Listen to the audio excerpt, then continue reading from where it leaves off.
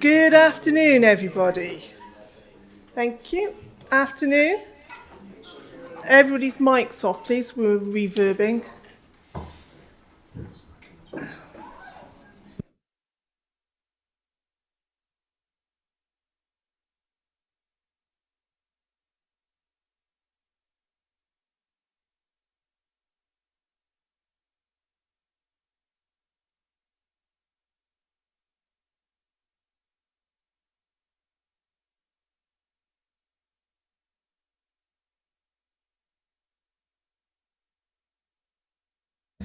Lisa's just said that she can't hear anything.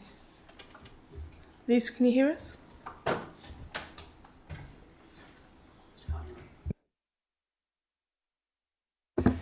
Can everyone else at home hear us? Yeah, I can hear clearly. Check your speaker, Lisa.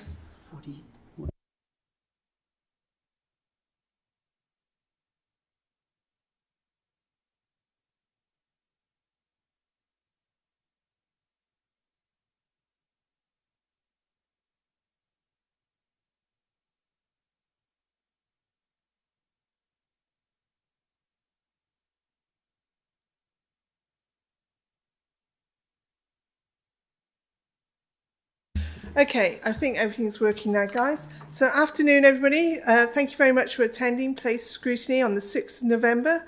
My name's Jane Lucas, and I'm the chair of this meeting. I'd like to welcome all the guests, which we have, and as each one of us speak, if we could just introduce our names, just so everybody knows who they are initially. I'm sure we can work it out from that point. Apologies for absence. I believe we have apologies from Thomas, Councillor Thomas Davis, who is now being represented by Councillor Paul Pavia. And anyone else? Any other declarations? Apologies, sorry? Yeah, everyone full house, wonderful. Right, item 2, declarations of interest. Anybody got any declarations of interest? No? Okay, as and when, if you do, please. Okay, number 3, public open forum. So we have, very luckily, we've managed to get some members of the public here, which is great. Thank you ever so much for attending. Very much appreciated. We love to hear from the public here in Scrutiny in Place, I tell you. So, without further ado, I would like to welcome, please, the Mayor of Abergavenny, Councillor Philip Boyer. Have I said that correctly? Don't worry about it. I said it wrong last time too, didn't I? I do apologise. If you'd like to make your way to the... and have your few minutes. Thank you very much.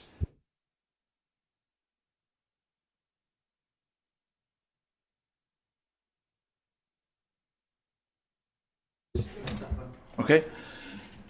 Thank you very much, Chair. Sorry about my name. It's actually Bowyer. It's like in a bow and arrow. It's a name of somebody who makes bows, like a carpenter does carpentry. So there we are. I've never made a bow in my life, by the way, but that's the origins of the name. And I don't actually care how it's pronounced. As long as I'm recognised, it's fine. But first of all, let me thank you for allowing us the chance to address this meeting. First of all, we want to address the meeting to thank all of those who took part in creating this document, the place plan. There are the many people of Abergavenny, Chris Jones and his consultant team, the MCC officers, and in particular Claire Sullivan and Daniel Fordham. And it was thanks to all of those people that we got through the last 18 months and have ended up with what we all think is a remarkable document which will allow us to plan the future of Abergavenny, a plan drawn up really by the people of Abergavenny, for the people of Abergavenny. And it's a remarkable document because it brings together an awful lot of different opinions and very strongly held views. But somehow, over that time, we managed to reach a consensus. And it must be said that the Abergavenny Town Council, regardless of the political lines that divide us, voted unanimously with nobody trying to play for political advantage, and we ended up with this remarkable report. And we trust and we hope that MCC can do the same in supporting the people of Abergavenny to make this plan into reality. There are many, many, many proposals in that report, and in 3 minutes you can mention barely any of them. So I will try and keep it to 3. First of all, there were many proposals, the most felt being the idea of diverting the A40 from the centre of the town. It's a noble idea, and we live in hope, always. But there are others which are far more realisable and which there really was strong opinion in the town. As you probably know, Abergavenny is blessed with a railway station, and I suspect that there are other towns in the county who might be slightly jealous of that. And in the very near future, we'll have the official opening of a bridge over the railway. It's already there, but the official opening will be in a couple of weeks' time, which means that with the lifts, the station is accessible to everybody. But that's only if you can get to the station. It's not accessible to all because it's on the edges of the town. And so a lot of people in the town are very keen that we start urgently investigating possibilities of new technologically advanced bus systems, hopper buses, or has been done in some other countries, even driverless buses and trams. Let's try to find something new that can reduce road traffic, reduce pollution, and meet the demands of the thousands who arrive in Abergavenny for festivals like the Food Festival or the Green Man Festival. And all of these are objectives set down in our policy of active travel, just like the MCC. And if we can do something, it would be a great win for the town. The second point I'd like to highlight, and you've been around long enough to know that if you put a councillor on a stand and let him speak, sooner or later they mention public toilets.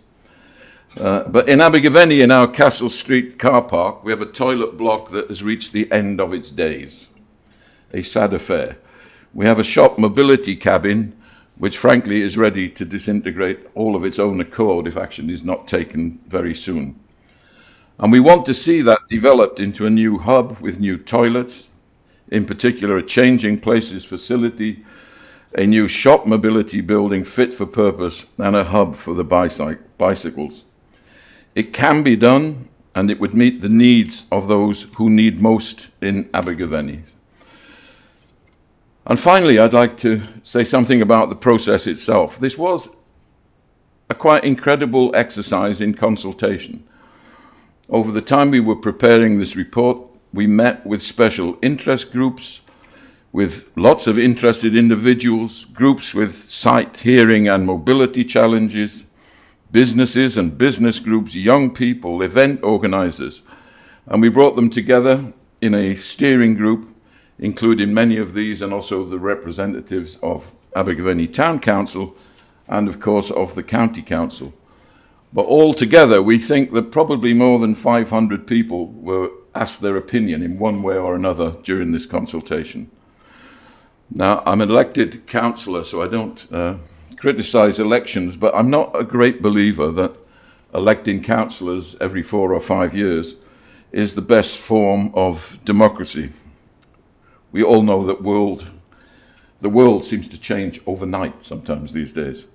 So improving democracy by new types of consultation would be a great leap forward. I hope we can continue that work, that we can build on what we have done so far, and in that way we can find ways for the town council, working with the MCC, to work better together. And I also hope that we can bring more and more young people into that process. The future of our town is theirs, and we want to see those ideas come true. Thank you. Thank you very much, Councillor Bowyer. Okay, I will endeavour. Thank you very much. Very enlightening. Okay, now we go to Councillor Hoggins. Are you ready, sir? Thank you very much, Madam Chair. Would you like to go on up to the lectern? Thank you very much.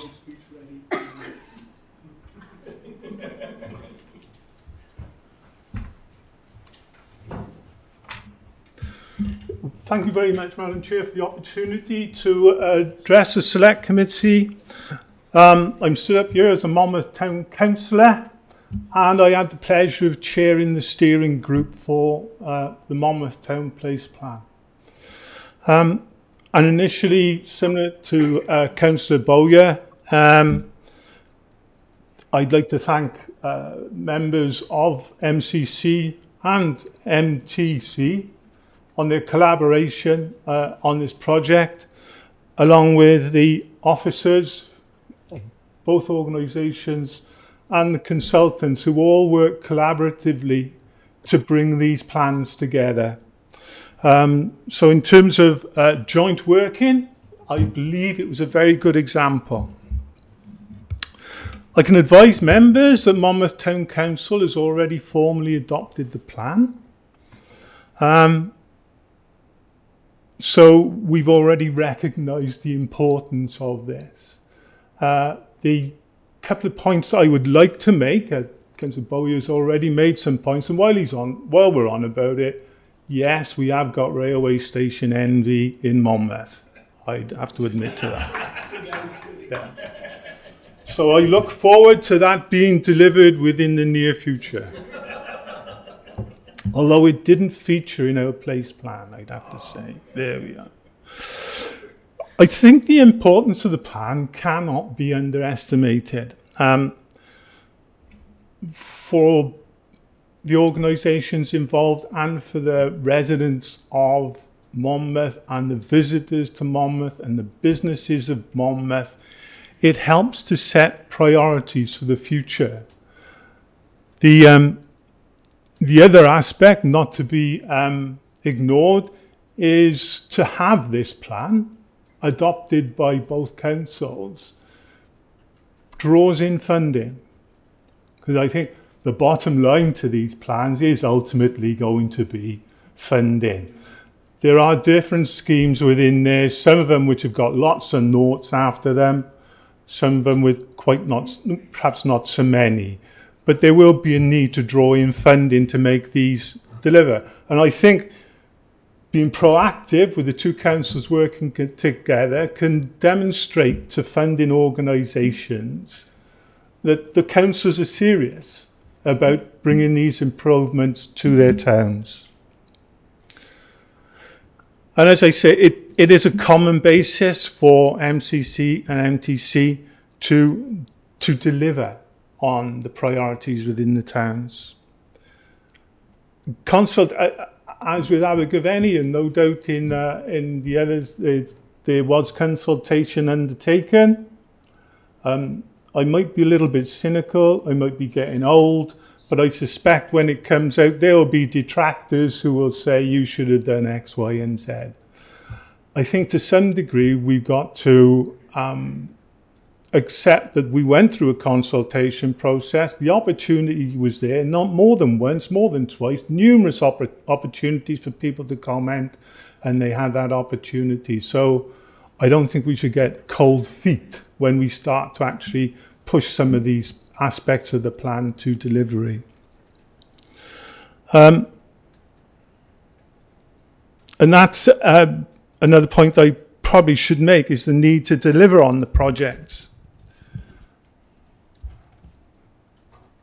It wouldn't be the first time a big thick document, I'm sure you've all read it, it's 114 pages worth but anyway, it's the importance of these documents shouldn't be underestimated, but if it was to end up as something which gathered dust, it wouldn't be the first one. That is something we must be careful of.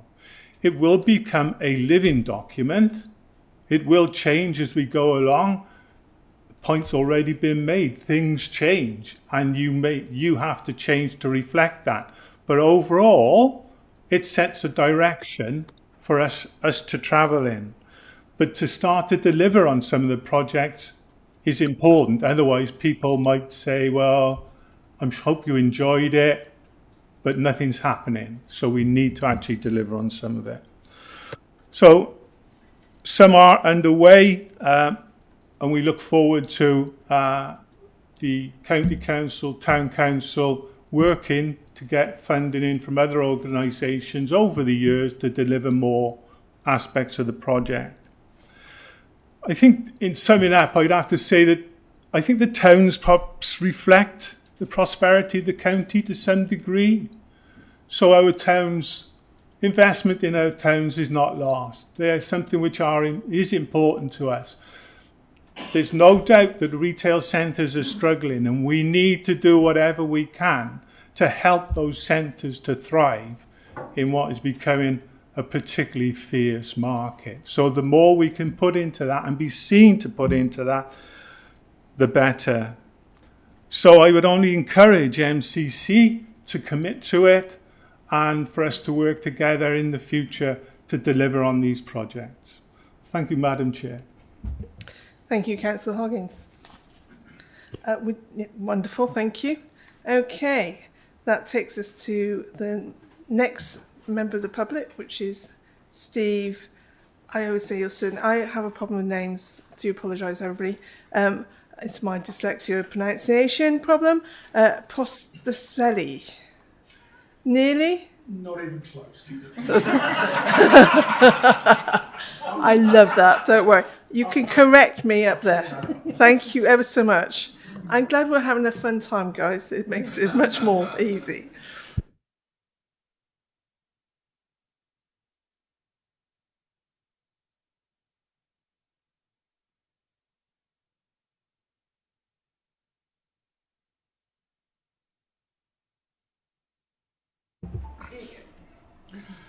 My name is Steve Pospisil, and I long ago stopped being offended by it being mispronounced. I am a trustee of Bridges in Monmouth, and I'm also a chartered accountant. We're discussing a complex issue, and in 3 minutes I will have to omit many pertinent details. I am happy to discuss anything further with members of the committee or take questions, if that's possible, or indeed follow up outside. The property we're talking about is Drybridge House. Drybridge House is Bridges' home. When we took on the lease in 2000, we invested £1.4 million to turn a derelict wreck into what you see today. We spend the thick end of £70,000 every year maintaining it. The council has a policy of offering leases at market rent, but recognising the constraints under which all charities operate, offers a rental grant to reduce the amount payable to a more affordable level. We agree with the principle of that, but we fear that attempts to apply the policy inflexibly to properties as diverse as small village halls in the middle of nowhere and large, old, Grade 2 star listed buildings in the middle of town have significant unintended consequences. The problem we face is the mismatch between our 30-year lease and the 3-year rental grant guarantee. The council refuses to confirm the grant for the duration of the lease in any enforceable way, or to enter into a contractual obligation to that effect. I'm sorry, but vague words in media statements aren't worth the paper they're written on. Bridges is being asked to sign a lease at market rent, and should the rental grant be removed or materially reduced during the term of the lease, Bridges would face insolvency. We've been advised that we cannot sign the proposed lease as it stands, as doing so would be a breach of our legal duties as trustees. The Cabinet Member for Resources has asserted that this is the sort of risk that any business would accept. It's not the sort of risk that any business would accept. A well-run business would not accept a lease obligation whereby after 3 years the actual rent payable could increase so substantially as to drive it into insolvency. The other thing remarkable about that comment is that it ignores the fact that Bridges is a charity, not a business. Break clauses are not of themselves a solution because they create uncertainty and they preclude access to significant funding sources. Drybridge House needs a lot of work done on it to maintain its standards and to make it suitable for modern times. The heating system needs renewal. The sewage system is chaotic at best. We do have examples of having to mop up sewage on the floor where the levels, because it's such an old building, are not appropriate. We won't be able to raise the funding from people like Heritage Lottery Fund if we have break clauses. Early in negotiations, the council expressed concern about commercial activities, as they put it, or Bridges moving away from charitable activities. That was their justification for not entering into a commitment on the rental grant over the full term of the lease. When we explained the reality of charity law and our constitution and proposed a mechanism whereby excess income from Drybridge House could be shared between Bridges and the council, thereby reducing the rental grant that actually needed to be paid, we were informed that commercial activities were, and I quote, a red herring. These are the commercial activities that had formed such a contentious part of our discussions for 6 months. It's also been stated by councillors that Bridges can afford the rent. That is based on a completely inadequate analysis of our accounts and a failure to appreciate that the majority of our reserves are restricted and cannot be applied to general expenses such as rent. Now, because the rental grant is entirely discretionary, Bridges is at the whim of some future council that might remove or materially reduce the grant. The current offer does not, as the council's statements assert, secure the long-term future of Bridges. It secures it for just 3 years. The council has the ability to secure the longer-term future of the fine work that Bridges does and the future of Drybridge House. If the council really means what it says in its press releases, that, and again I quote, as long as Drybridge House is being used to support the local community, that grant will continue, end quote, it is difficult to understand why it won't back up those fine words with meaningful action. That is all we ask. Thank you.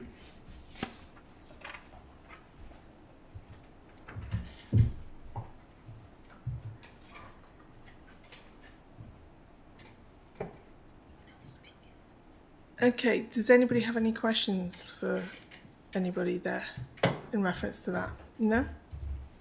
Okay, thank you. Right. Thank you very much for the public for coming to speak to us. I will endeavour to get your name correct, Councillor Boyer. Don't worry. For every time you come to visit us, I will ensure, please come back many times. Thank you very much to Steve. I'm not even going to try. I'm really not, but thank you. Thank you very much, Councillor Hoggins. I can say that one with ease. Thank you. Know you well, it's easy. Right. Okay, so we'll move on now to the Bridges petition, item 4. I believe that Councillor Newell wishes to speak and to address this initially and to present it for us. Thank you. Councillor Newell. Thank you, Chair, and thank you for the opportunity to speak on this subject. I just really want to associate myself and with Steve. Again, I can't say his surname, but I've been in many meeting with Steve at Bridges and with the colleagues Mark Walton, who was the chair of the trustees. So thank you again to Steve for taking the time out and coming to speak to the Scrutiny Committee about this. There is a petition that's going to go in today. I'm not sure I need to repeat everything that's been said at the recent full county council meeting, but there's over 3,100 signatures on the petition that's being presented to the council. This is one of the most urgent issues that we have in Monmouth at the moment. It's causing huge unrest amongst the local population. Bridges does amazing work there. There's numerous local events that go on. There's numerous events that I attend as a member of the public. There's a number of charities that use Bridges as a venue. And without it, Monmouth, I fear for the future of some of the organisations in Monmouth. I've had residents and local groups approach me saying that they're already looking for alternative venues and to make alternative arrangements for their organisations. And one of them is for a local choir, which is really been set up for the older generation and with those people that really don't get out as much as they should do. But the singing that these people do, it's a godsend. It's for some of them, it's the only time they get to see somebody every week. Everyone knows how vital Bridges is, and I just urge County Council to let's get this wrapped up as quick as we can. We need wording on the new lease that's going to guarantee the security of Bridges and Drybridge House, because without it, they cannot sign a lease. It's unfair. I'm a business owner. I wouldn't sign this kind of lease to rent an office for 30 years without these kind of guarantees. We really need something doing, and something doing urgently if we can. I am the County Council and a Town Council ward member with Drybridge House is, and I'm happy to work with any party and chair any meetings so we can come up to with an agreement that meets all needs. We have to find a way. We have a duty. We're just the custodians of Bridges and Drybridge House, the people of Monmouth, but just the custodians. We have a duty to make sure this amazing building, this amazing charity is still there in 30 years' time. And we will never be forgiven if we don't sort this out. We don't sort it out quickly. So thank you, Chair, for the opportunity to reiterate my points from before. I can guarantee to all my residents that I'm going to continue to do everything I can to fight for this fair lease, and I commend this to colleagues at council to help me and friends at Bridges to rectify this situation as soon as possible so we can all move forward. Thanks, Chair. Thank you very much, Councillor Newell. Okay, so that now means that we can discuss. Do we need to discuss, or do we just vote for? Does anybody on the committee wish to add or subtract or anything else on that before anybody says anything? I personally would like to say I concur with Councillor Newell. I know I'm chair and therefore I have to be careful in what I say, but I really do. It is a vital part of Monmouth and we do need to find a way forward. And it's got to be a fair way forward. And I think that's the thing, but I think the trustees see that, know that, and would say that. I'm looking at them now and say, yeah. So, it's all well and good saying there's money in the pot. The money isn't in the pot for lots of organisations for lots of reasons. It doesn't mean to say it's there for that particular reason. So I personally would concur very strongly with them. Right. Oh, Councillor Strong. What options are there for the committee going forward? What options or recommendations are there to the group? You're beating me to it. Give me a chance, girl. Gosh. Right, okay, so the options are full debate, full council, to the relevant cabinet member with the request to respond in writing to the Scrutiny Committee and the lead petitioner within 6 weeks. This is all on the agenda, guys. C, a relevant working group, committee or joint committee with an appropriate term of reference to address the matter or inappropriate incorporate the views into their work. And D, a relevant senior officer in conclusion in the ongoing piece of work, consultation or project. So I'm looking at everybody now, what would they like to do? What would we like to recommend? Has any of the councillors online got any options? And that includes you, Councillor New, you're allowed to say these things if you wish. Councillor Brown. Yes, thank you. Yeah, I'm just wondering if we're going round in roundabouts here. I mean, basically, is there not any way of having some form of independent valuation? And are we going to get any comments from officers on this at this particular committee? No, I'm happy if everybody doesn't mind. I don't know, in Town Council we would stand down standing orders at this point to ask if Steve could answer that question. I don't know if that's permitted. Are we allowed? Yeah. We are. Okay, Steve, if you'd like to press the button, you can answer that question. The issue isn't so much the valuation. We've commissioned an up-to-date valuation, because the one that was previously being used stemmed from 2022. We've had a revised valuation done. The issue is not the valuation itself. As I said, we accept the principle of market rent and rental grants. The issue for us is entirely 3-year rental grant, 30-year lease. Big gap with no guarantee on the rental grant. So I don't think there's anything contentious on valuation. There was agreement from the council representatives when we last met that they would be happy, as we would be, to abide by an up-to-date independent valuation. We have that, but that's not the issue. The issue is the time, the duration of the lease. What is the independent valuation? Is it hugely different? It's not prepared to say. You don't have to. No, I'm happy to. The original valuation was an annual rent of £97,000 a year. The up-to-date valuation has come in at £70,000 a year. So it's different, but it's not so significantly different that were we to lose the rental grant, we would be in serious trouble. We would still die, but we would just die a little more slowly. Okay, thank you. You'd like to press your button there. Councillor Strong. Councillor Grocott. I do apologise.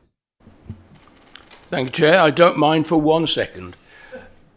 I seem to remember this was debated fairly recently in County Council, and my recollection is that not one member had a word to say against the fantastic work that is being done by the organisation. So I'm bemused as to why it is here in this form, when certainly councillors, I think, showed overwhelming support for the work that is being done. I don't know if Craig O'Connor, for example, might know something more, but I don't know why, after a full debate at council, it's now come back again when we've already shown our support. Hazel's going to speak on to that. Well, when petitions are submitted to council, they're presented there, but then the process is that they're referred to the relevant scrutiny committee. So all petitions now are not discussed at council. They're sent to us, but they might have gone to council first, which can slow things down in terms of they still have to come to us. So the role for the committee is to decide one of those options, how they want to take it forward. We drafted a cover report, and in there is those options. So if you wanted to refer it for a big debate, it would be A, full council. If you wanted to refer it to the cabinet member with a request to respond to in writing to this committee and the lead petitioner, you could ask for a formal response. That's B. You could, if I'm not sure if there's a relevant working group at the moment on this. I don't believe this one is perhaps appropriate for your way forward. But if you did have something where you had a working group or a committee already looking at it, you could refer it to that. And then the fourth option is to refer it to the relevant senior officer for inclusion in ongoing piece of work, consultational project. So those are the options that you have in the Constitution. And I think really we don't tend to debate them in full at the meeting. We don't ask the Cabinet member to come in and respond at this meeting. If you wanted fuller answers, then you could schedule it. You could add it to your work programme and you could ask to do that in due course. But those are the options that you've got available to you today. Okay, and if memory serves, we had a motion at full council and the petition was presented. So the motion was slightly, whilst it was about the subject, was not necessary the petition. So it sort of splits it too. Right, is there sorry, Councillor Brown.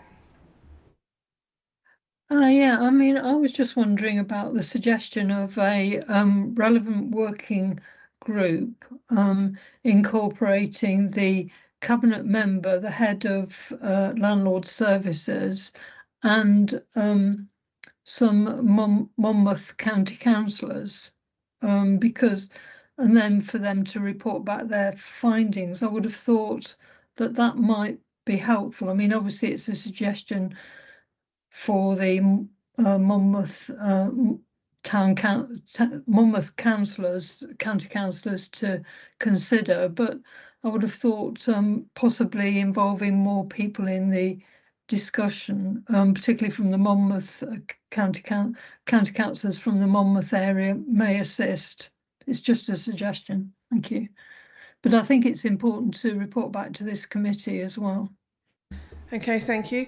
Councillor Newell.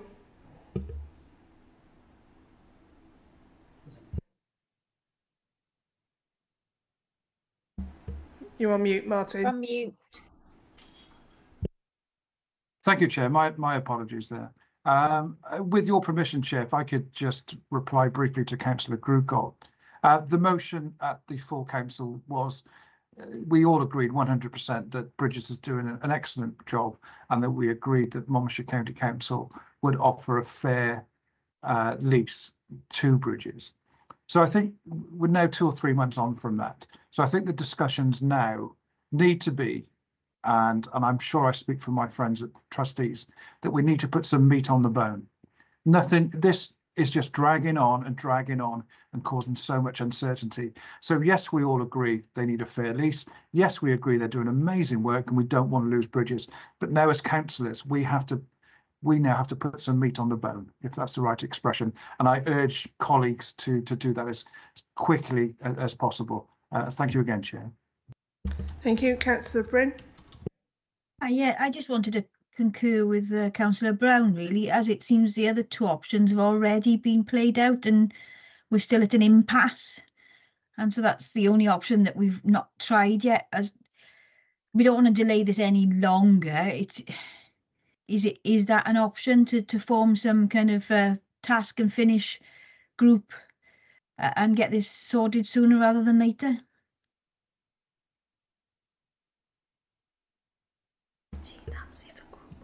Okay, it would appear, whilst we might think that's a very good idea, it would appear that perhaps C, which is the one we're referring to, we don't have a relevant working group and therefore we're not able to facilitate that.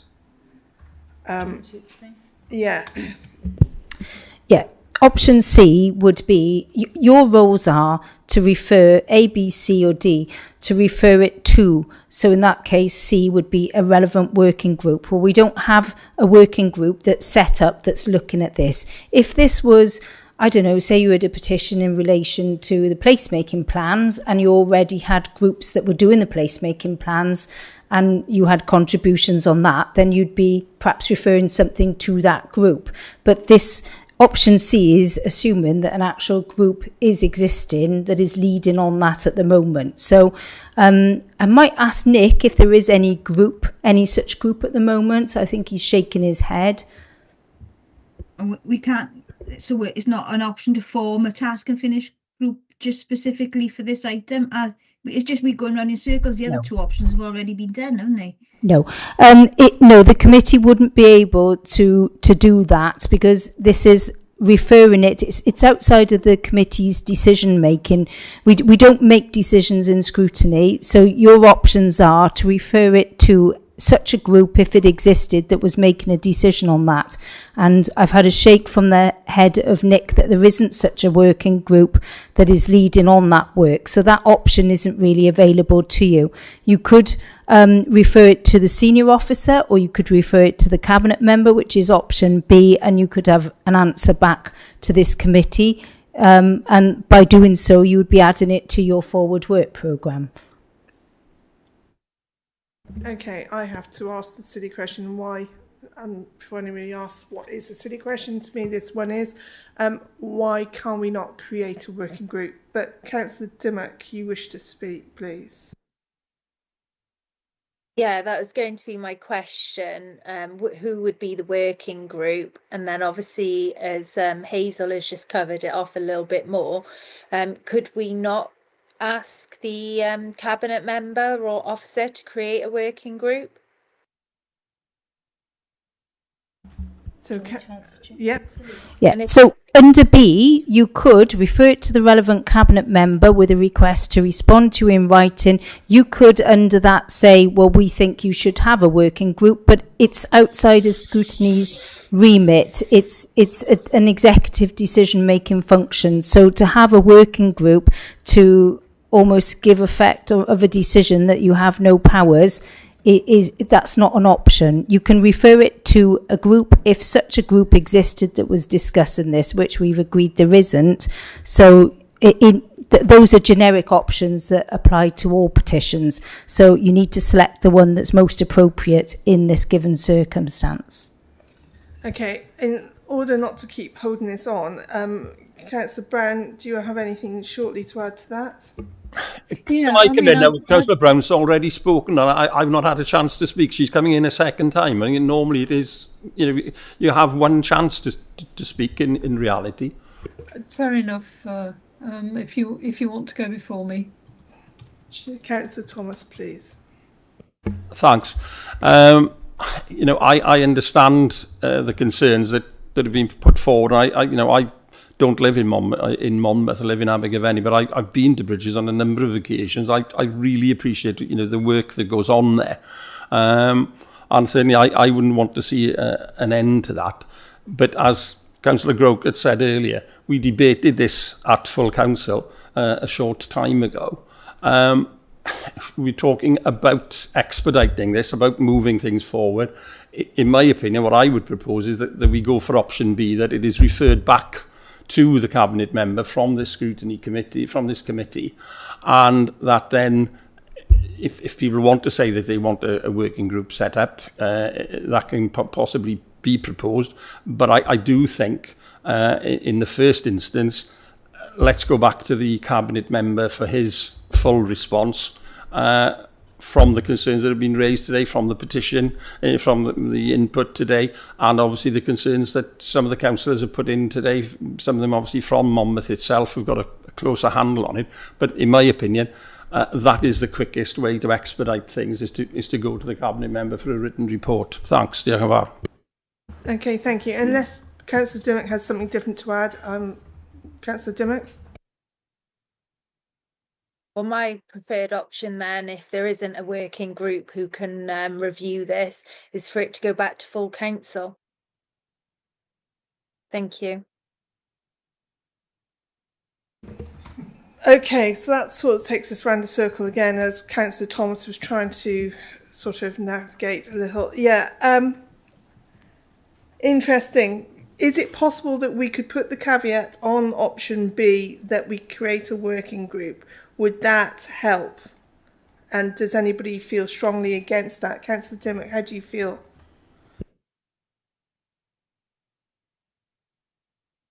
Sorry, you cut out there, Chair.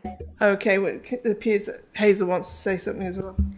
Yeah, the difference here is between executive and non-executive functions. So because this is an executive role in terms of leases and granting leases. It's not something that non-executive members would be able to make any sort of headroad in. So that's why you wouldn't be able to set up a working group as non-executives to make any decisions on something which is an executive function. So, you know, that's the first two options probably are perhaps more appropriate in this option, in this instance, but you have the power to bring it to a future work programme and to ask the cabinet member to come and respond to you, and that's something that is within your gift to do. I'm just trying to differentiate between the executive and the non-executive bits with working groups. Okay, so if I understand correctly, what we have now, we have option A, to take it back to full council for a debate on the matter, and option B, to take it to the cabinet member for... Chair, Chair, could I just add a point? I mean, I understand what the advice that Hazel's just given us, but could we not have option B with the suggestion? That's not a suggestion, isn't going against an executive function, with a suggestion that the cabinet member immediately, as soon as possible, forms a working group with relevant Monmouth county councillors. Yeah, Councillor Brown, you're correct. You could make that suggestion. You could make that recommendation, and then it's up to the executive members if they decide to take that forward or not. Councillor Dimmock.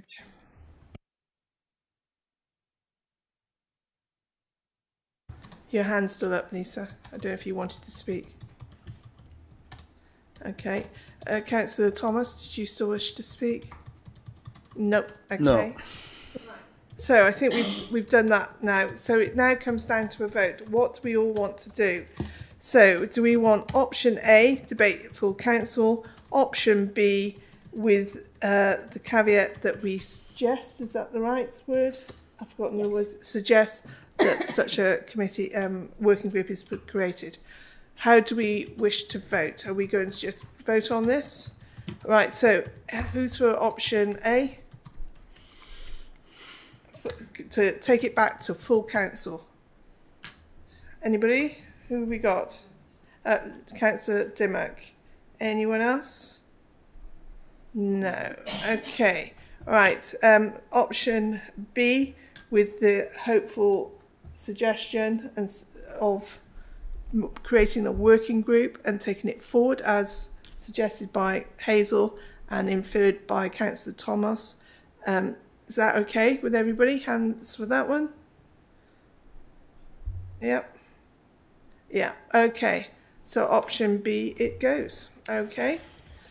With that interest on that, yes. Can I just say, I think that's the quickest way that we're going to resolve this. Putting it back to full council will just delay any decision. So I think this is the most sort of direct route, and hopefully we can come to some, you know, sort of end of negotiations and things. So thank you. I'd like to personally thank you both very much for attending today. All of you, actually all members of the public, it's very much appreciated. You're more than welcome to stay and listen for the rest, but you might not wish. But for that reason, we'll just take 5 minutes to allow you to choose. All right, thank you again, sincerely thank you. And I strongly concur. If anybody ever wants to come and speak at the public, please do. We love hearing from you. We'll stay till 5 o'clock. And then you can...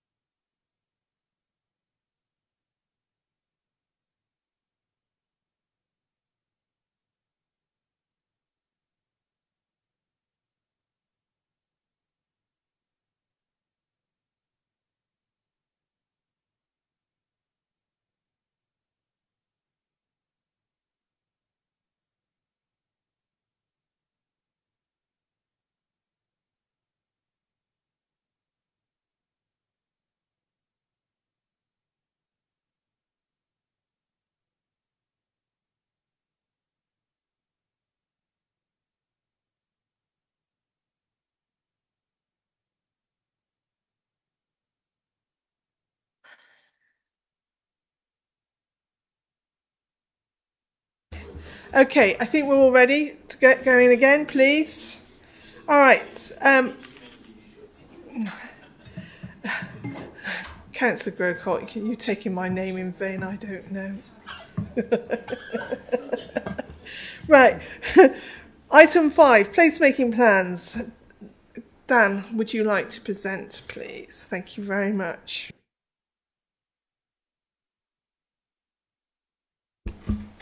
Thanks, Chair. Can everybody see the presentation that I'm sharing on the screen there? Is that up? Thanks very much then, committee, for inviting us today to talk about the scrutiny plans for the placemaking plans for Abergavenny, Megawaydundy and Monmouth. I think I know most of you, but my name's Daniel Ford. I'm Regeneration Manager for the County Council.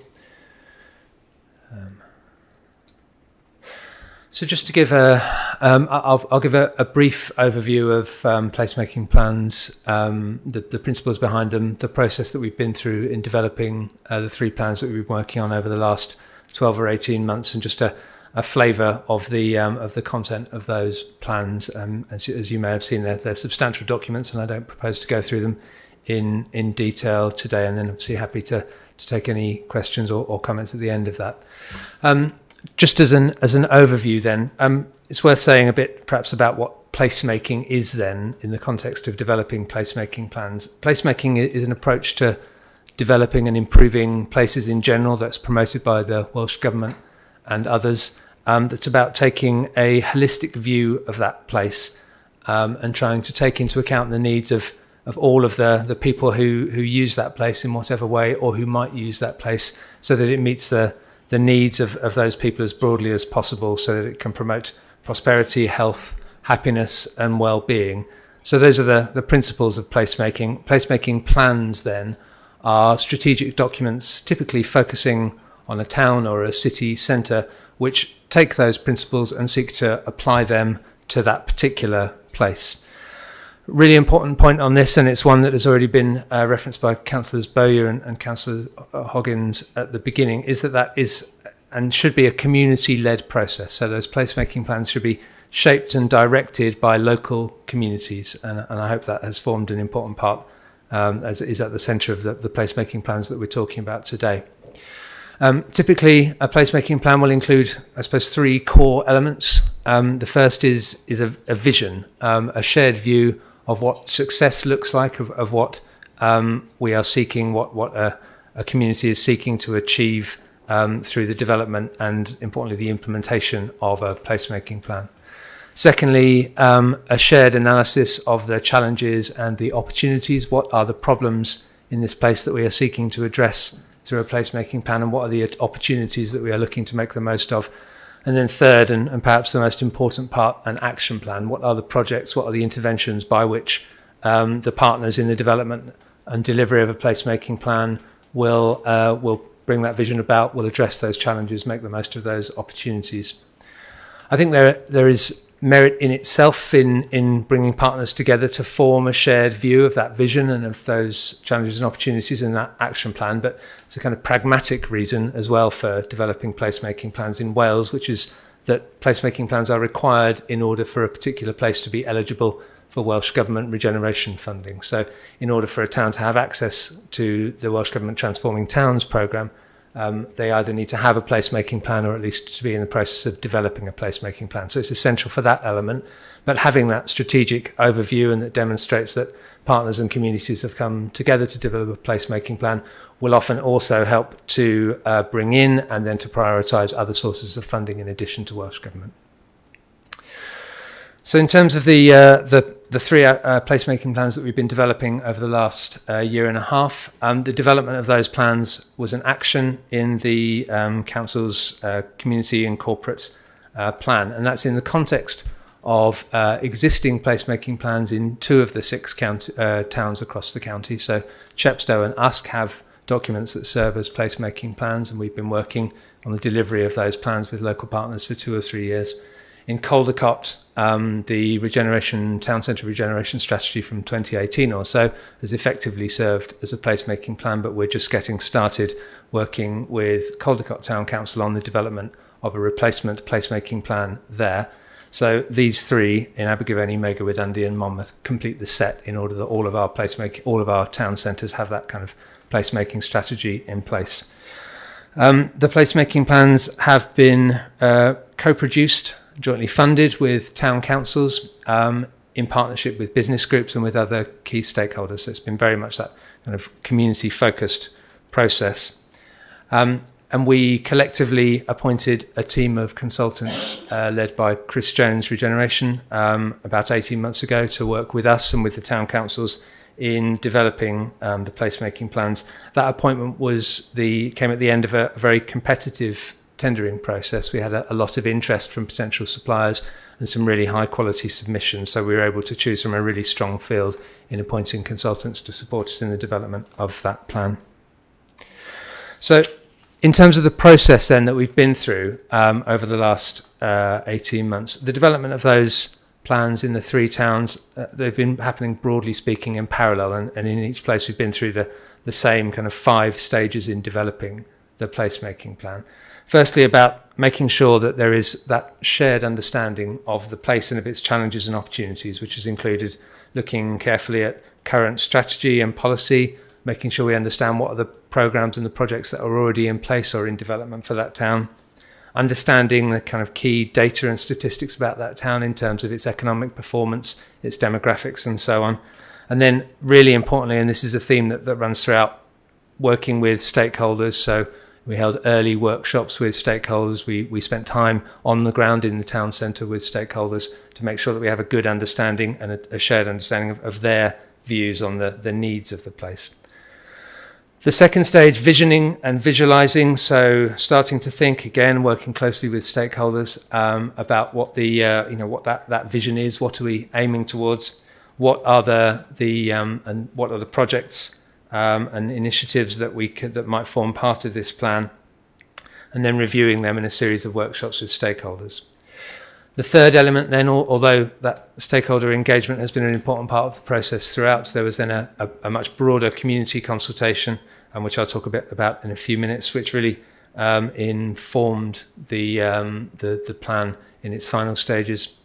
The draft plan preparation, so reviewing feedback from community consultation, revising proposals to reflect that feedback, and an important element of prioritisation, so making sure that not only do we have that action plan, but there is a view from the local steering groups about the priorities, about which are the most important projects, the ones that we bring forward first, and then finally the production of the final placemaking plan. And as I say, that stakeholder engagement, working with local communities, has been an important part of all 5 of those stages. Just a bit more on the way that communities have been engaged. At the centre of that, each of the placemaking plans has been overseen by a steering group which comprises the elected members from the town and community councils, chaired by a member of the town council in each case. We have 2 of those chairs with us today.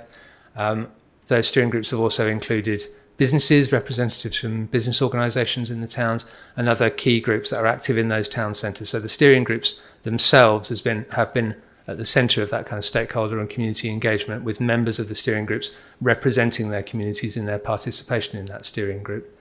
But then we've broadened that with a series of, as I mentioned, stakeholder workshops, walkabouts in the town centre to bring a broader group in. That's been in parallel with focused one-to-one discussions or group discussions with particular interest groups where they're relevant to their needs are relevant to the town centre. And then there was that community-wide consultation, which included drop-in sessions held over a couple of days, included 3 weeks of online consultation with opportunities to fill in, to respond to the consultation in person or in hard copy as well. So really comprehensive process of community consultation, and the feedback from that community consultation has directly shaped the plans, and each of the plan documents, as you may have seen, includes a section within the plan which sets out how that community feedback has shaped the proposals, and very substantial, among the appendices to the report today, very substantial consultation reports which set out exactly in detail the feedback we've received and how that's been used. As I said, I don't want to spend too much time going over the detail of what's in the plan, what's in each of those plans, but just to kind of give a flavour, each of those plans includes a vision for the town, which, as I said before, sets out what success looks like. So this is intended to be, at the conclusion of the delivery of this plan in 10 to 15 years' time, something that sets out what that place has become as a consequence of the implementation of that plan. You've got that in front of you and in the documents in your pack, so I shan't read it out verbatim. But for Abergavenny, that's focusing on events as an important part of the town's life, on the town's heritage, on the market hall and its kind of centrality in the life of the town, on the independent businesses in the town and the kind of culture and the food culture that are an important part of the town's life. And that vision is supported by 5 delivery goals, which form the framework in Abergavenny and in the other towns for the action plans, which set out the specific projects that will be delivered as part of the plan. So that includes improving the gateways, the places at which people arrive to the town, and part of that is that connection between the railway station and the town centre that Councillor Bayou was talking about earlier. About people-friendly streets, so building on the really good work that's been done in the kind of core of the town centre in creating an environment that is pleasant and welcoming and safe for people to spend time, and then expanding that approach to the edges of the town centre, to the parts of the town centre that haven't yet had that kind of intervention. About creating a 21st century market town, so focusing on the market, ensuring that the offer in the market remains relevant and continues to attract residents and visitors to the town, and looking at the kind of physical infrastructure in the market as well. Looking at heritage and culture, and then ensuring that the town is future ready, so taking advantage of technologies that are available and is well managed on a day-to-day basis. In Mega, the vision focuses on the connection to the Gwent levels, the role of the village square as a focus for community life, the importance of attracting visitors to the village and to the village centre, and the future impact of the walkway station in Mega as a way of improving access to the village and bringing more visitors in. And then goals around, again, gateways, around arrival points and the Mega Square, around the heritage and levels of Mega Withundi, which are at the moment an untapped resource, which are often kind of largely invisible to visitors, and around supporting community life. And then finally, for Monmouth, a vision again focusing on heritage, on Monmouth's role as it's described here, the jewel of the Wye Valley, on thriving retail and hospitality, and taking advantage in a way that doesn't happen at the moment on the potential of that riverside location. So at the moment, the rivers in Monmouth are often largely invisible, and we don't make the most of them in terms of the town centre. So bringing that forward.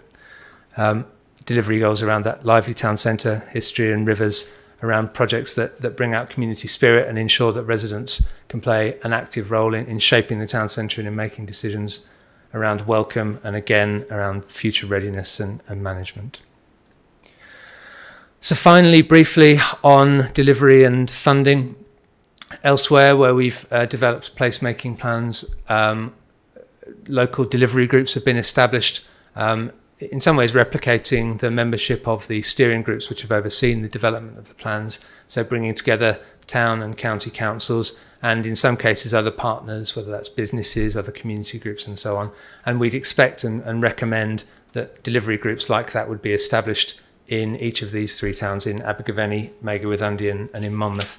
And those delivery groups have a role to kind of drive delivery, to ensure that the plans are being delivered, to the point made by Councillor Hoggins earlier, that they're not simply documents which sit on a shelf, but that delivery flows directly from the plans. Holding that delivery to account, focusing and refocusing on priorities, and then finally responding to opportunities and to challenges, to funding, to issues that come up as they arise. I think there's a recognition there that although the placemaking plans set an important framework for delivery, they are to some degree a snapshot at a point in time, and there will always be issues and opportunities that arise through the delivery to which those placemaking plan delivery groups can respond. There was clearly the projects in the plans will require significant funding to deliver. There is existing funding that's allocated to the county council, both from Welsh Government and from UK Government, which will help us to bring forward some of the kind of early delivery and some of the smaller projects within those plans. And our expectation is that those delivery groups, as I say, will have a key role in setting priorities for delivery. some of those projects are very substantial and will have very substantial price tags attached to them, and therefore there will certainly be a need to bring in additional funding beyond the existing allocations to support delivery. We'd expect that there will be further consultation on individual projects as they come forward, and of course that's going to be proportionate to the scale of the projects in question. So that was a very quick overview of what are three very substantial documents, and I've intentionally kept that brief. I suppose the points that I'd leave you with are that these plans are they set out a vision and action plan for each of the towns, and that as has been described earlier, that's very much come from those local communities. So although I'm here sitting at the front talking about these plans today, they're not plans that belong to the officers that have been involved in the development of the plans or to the consultants that have supported the development of those plans. Those plans have come from and are for the communities that the plans are intended to serve. Thank you. Thank you very much, Dan. Thank you again for all your work that you and your team have done, you and Claire have done on this. I know how much work's done in Monmouth, so assuming you've done the same in the others, hats off to you, so thank you very much. So that's very much appreciated. Before Jess to move on, I believe we have Councillor Crook wants to have a word. Councillor Crook. Yeah, thank you, Chair. Dan, can I refer you to the paragraph 314 of Mega and Undy, where whether you know something different that we do, it's recently opened Mega with Undy Walkway train station has made the area accessible to all. I think we have a problem there. Oh, please do, Dan. Thank you, Councillor Crook. So the paragraph 3.14 in paragraph 314, where Mega and Undy Vision, it says clearly it's recently opened Mega with Undy Walkway train station has made the area accessible to all. So that section in the report and the paragraphs around it, which present the visions also for Abergavenny and for Monmouth, are, as I was saying, intended to describe each of those places in 10 or 15 years' time when the delivery of this plan is complete. So it's looking back on what has been achieved in the delivery of the plan. So although you're right, it does describe the station as being recently opened. That is intended to be from the future, looking back at what has been achieved in the delivery of the plan and other changes that have happened over the course of that period. Maybe we could make that a little bit clearer then in that paragraph, because if anybody reads that paragraph in its own identity, it is telling them that it's recently opened, and I think it should reiterate saying in 10 years' time we anticipate with this station being opened. Yeah, I hope that is clear in the placemaking plans themselves. But you're right; it's presented out of context as it is in the report. Yeah, thank you. It'd be confusing. Okay, has anybody else got any thoughts to be added to this? Ooh, Abergavenny councillors, do you wish to? Councillor Burcock? Councillor Thomas? I'd like to comment on the actual plan. I've spent the last year or so with Councillor Boyer and Councillor Thomas and others on the Abergavenny committee. And I have to say it has been a pleasure to be working with members of the community who we wouldn't normally as councillors be sitting next to in meetings. And I think it's been a very, very successful way of bringing an exciting project forward. I was mulling over this on the way into County Hall, actually, and it dawned on me that next June I will have lived in Abergavenny for 40 years. And that's the longest I've ever lived anywhere.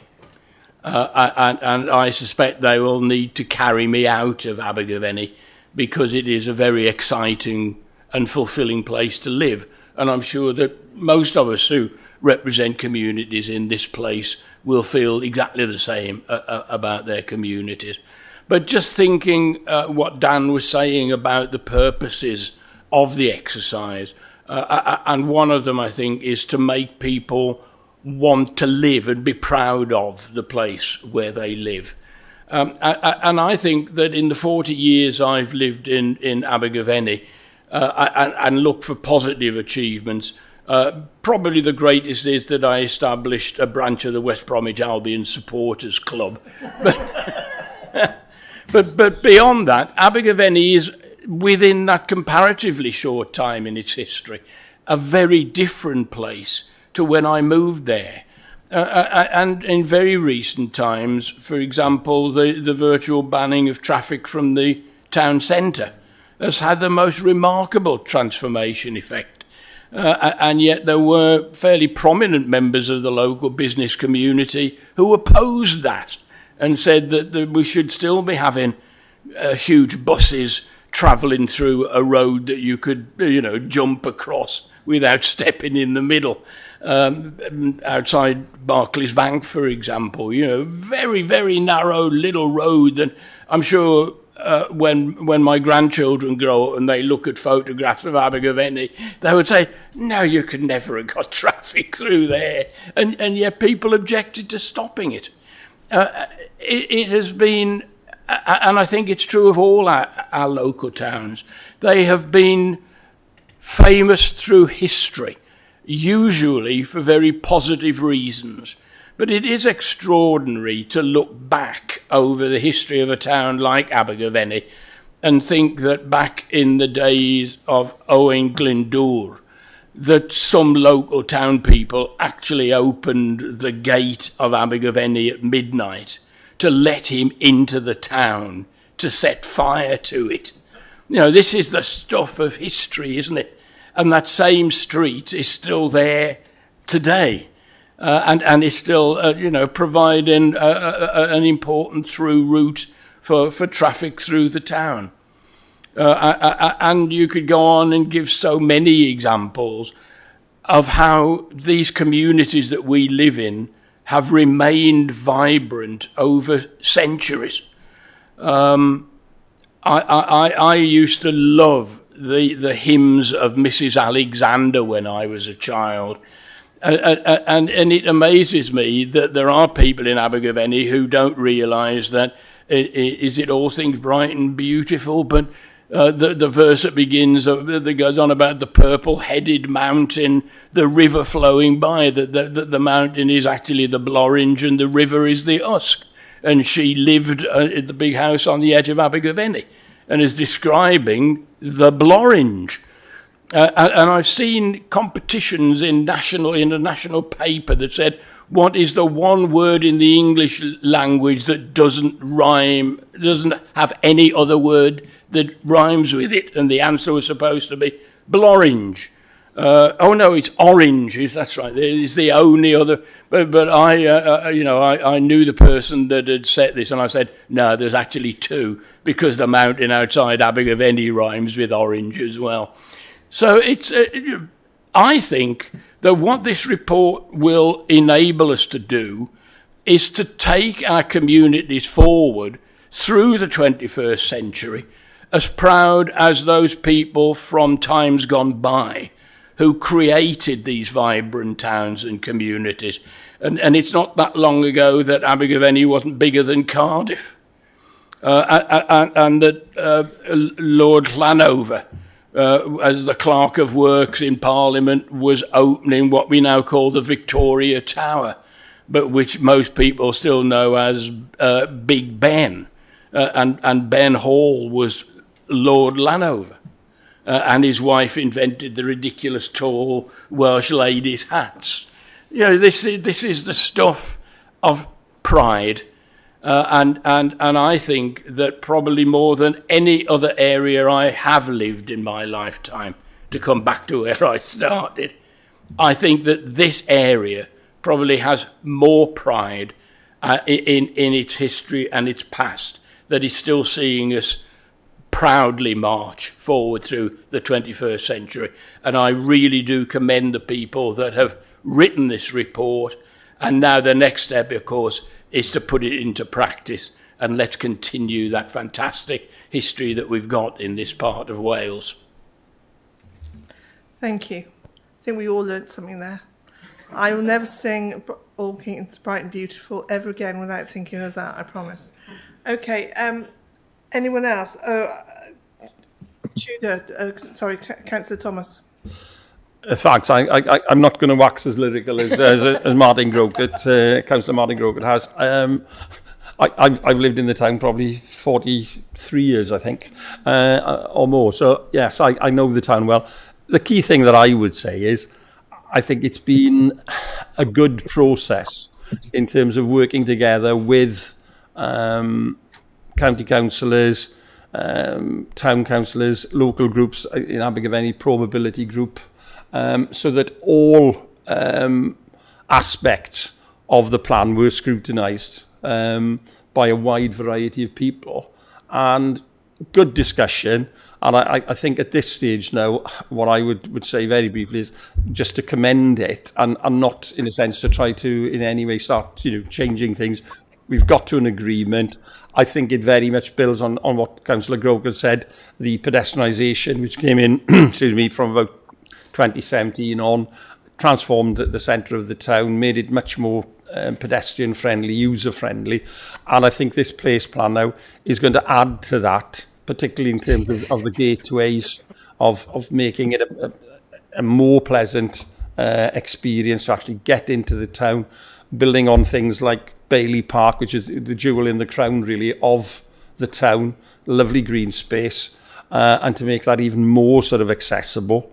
So really, I would just commend the plan because it's been agreed across a cross-section of people, and there's been so much good consultation that people had an opportunity to put their point of view, and really we need to move forward now, approve it and get it running. Thanks. Thank you very much. Councillor Paul Pavia. Yeah, thanks, Chair, and thanks, Dan, for presenting the various plans and the report. Just a couple of questions from me. I mean, the report proposes to establish delivery groups for the relevant towns, similar to what we've got in Chepstow and Usk, supported by the regeneration team. So just, I see the model in Chepstow.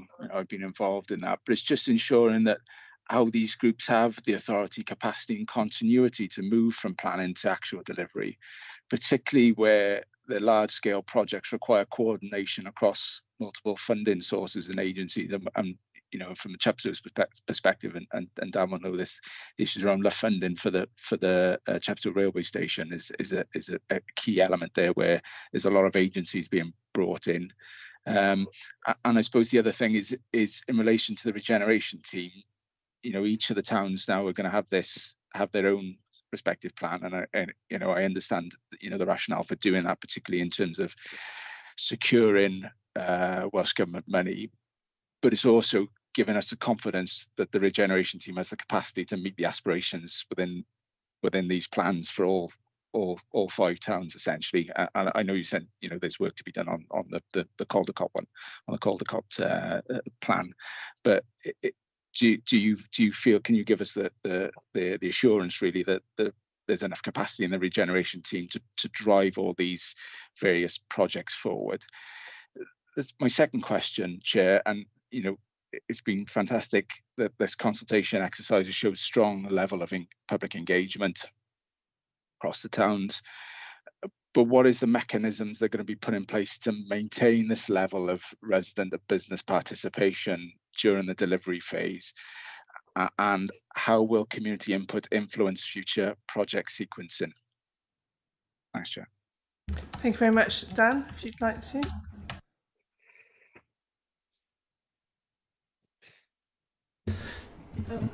Certainly. Sorry, Craig. Thank you, Chair. For people at home, Ms. Craig O'Connor, Chief Officer for Place and Community Wellbeing.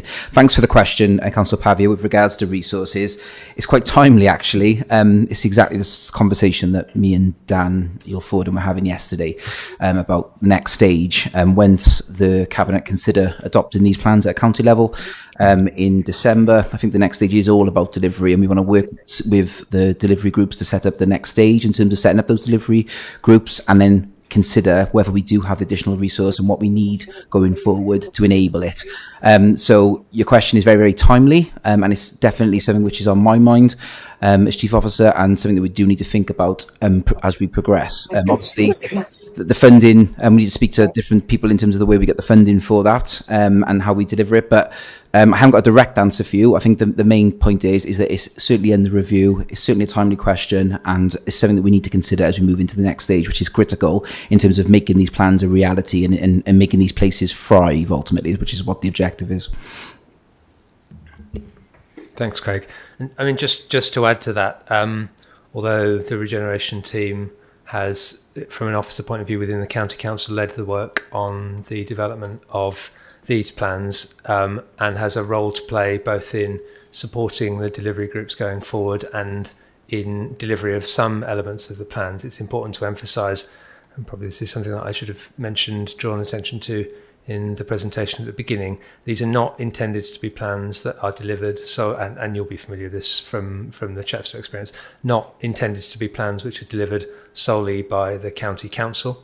So there will be elements within the plans, as has been the case in Chepstow over the last 2 or 3 years, where the Town Council will be better placed to deliver in each of those individual places, and there will be elements which are best for which other partners, whether that's businesses or community groups or whatever, are best placed to deliver. So it's not a burden that falls wholly on the regeneration team within the County Council. It's also worth saying, again, as you've seen in Chepstow, that while the regeneration team is coordinating delivery from the County Council's perspective, there are many other parts of the council that are involved in the development and delivery of almost every project. So there's that kind of resource requirement is broadly spread both within the County Council and among partners.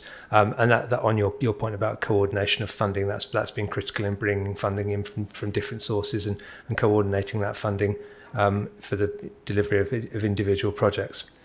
In terms of retaining resident and business participation, I think the delivery groups which will be established likely to mirror the arrangements that are in place in Chepstow, have a really important role to play in this. And just as was the case, and as I was describing in relation to the steering groups that have overseen the development of the plans, the elected members within those delivery groups clearly have a role to play in representing their communities. But I think there's an important early discussion for those new delivery groups to have will be about what the membership of those groups looks like and whether there is merit in broadening the membership, as has been the case in some of the steering groups and delivery groups to date, in broadening the membership beyond elected members to bring in businesses, to bring in communities more widely. So that's an important part of it.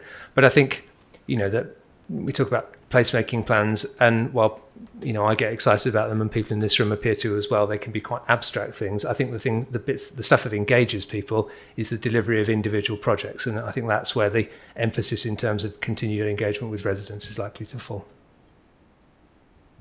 Thank you. Councillor Dimmock. Yeah, thank you, Chair. Just to stick on the line of community engagement, how can we ensure that community engagement will evolve along this path, though? Are we going to give any direction? And how we're going to ensure that people are being accountable for making sure that they've got that public participation? I just wouldn't want it to steer away from people the further on it goes. And the report does reference outputs and outcomes under the visualization success for our town centre. What specific metrics and timelines will be used to evaluate the success across the different towns? Thank you, Chair. Thank you. Dan? Thanks, Councillor Dimmock. On the first point, as I say, I think the focus for maintaining that community participation, community engagement is likely to be around the development and delivery of individual projects. So the placemaking plans provide a framework and they set out an action plan. But as you'll have seen, for the most part, the projects are a very initial stage of development as they are set out in the plan. So there's lots more work to do in developing the details of those projects and then in delivering them. And I think we'll need to continue, whether this is the county council, town councils, other partners, in engaging communities as part of that process, both through those delivery groups and more broadly, and in some cases, depending on the scale of the projects, directly. And your second question about evaluation. So the section at the end of the placemaking plans that you refer to sets out some initial thoughts in terms of how we will assess the impact of individual projects. Again, that's something that we need to flesh out as those individual projects are developed, so that the success of the plans as themselves is considered more in terms of the impact of the individual projects that have been delivered. Okay, thank you. Councillor Brown. Yes, thank you, Chair. I just wanted to ask about the progress with regard to the Chepstow placemaking plan and sort of what stage we're at the moment, because obviously we haven't got that before us today. Thank you. Thanks, Councillor Brown. So the Chepstow placemaking plan, which is called the Transforming Chepstow Master Plan, was adopted by the County Council and by Chepstow Town Council from memory, 2023, and I think came before this committee as part of the process of that adoption, in the same way that these placemaking plans have. So Chepstow, like us, is a little way ahead of these three towns in terms of the delivery of the placemaking plan. Since it was adopted, there's been the establishment of a delivery group in Chepstow along the lines that I described, bringing together town and county councils, and that's overseen the delivery of a number of the projects in the placemaking plan over the last 2 or 3 years. And I think the Chepstow delivery group has been pleased actually at the headway that has been made in terms of delivering some of those projects, improvements to buildings in the town centre, bringing vacant buildings back into use, some small-scale public realm projects and so on. So delivery is well underway on the Chepstow plan. Okay, thank you. Oh, sorry, Councillor Brown. Councillor Brown, did you wish to come back there? No, thank you. Thank you. Okay, thank you. Anybody else before Councillor Dimmock? Is that an old hand? Yeah? Oh, Councillor Newell. It was, but I did put in the chat earlier. Can officers just explain the difference between placemaking plan and place plan, as I've heard it referred to incorrectly a few times throughout the meeting and also at the last full council? So just for a public record, can we just have it explained what the difference is? Because there is obviously quite a good idea to me, Councillor Dimmock, and Craig is going. Thank you. Thank you, Chair, and thank you, Councillor Dimmock. Sorry, you did mention that earlier and I didn't respond to it, so apologies. But the placemaking plan is a strategic regeneration document. It doesn't help that placemaking plans and place plans have very similar names. I think that's unfortunate.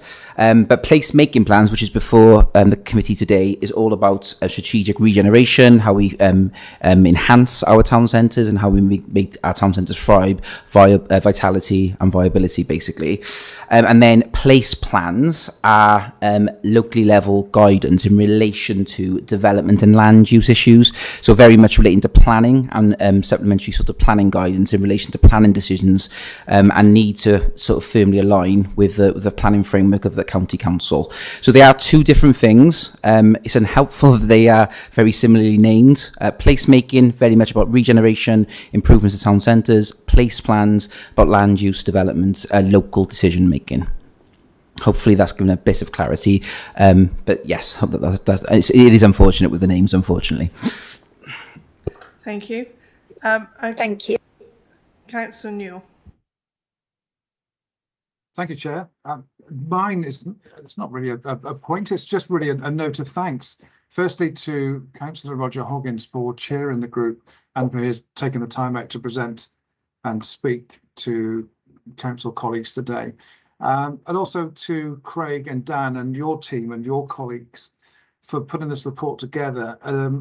as someone who's lived in Monmouth all of my life, all of my 53 years, and my business is here, I'm really excited about these plans. So I fully endorse them as the ward county councillor and town councillor, and really excited about this. So can I just put on record my thanks to all of you for all of your hard work, and I just can't wait to see this taken fruition. Thank you, Chair. Thank you.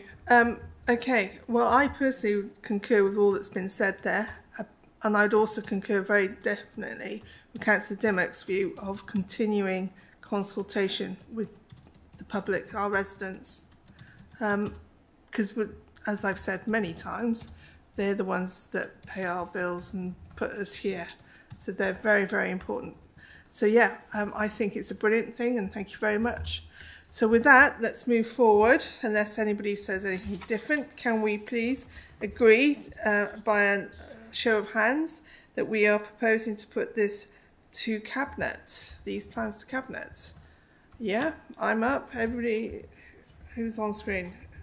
Councillor Dimmock, are you... Yep, there we go. Thank you very much. We have a vote to go to Cabinet. Thank you. Okay, this now takes us on to item 6. Yeah, you can, Councillor Hoggins. Thank you, Madam Chair. No, it wouldn't be that horrible to him. Councillor Hoggins, it's not me doing that. It's your old colleagues. Right, item 6, markets and stalls. Matthew Wools and Simon Parfitt to deliver a presentation and answer members' questions. Okay, just a couple of minutes just to swap over, apparently. There we go. Thank you.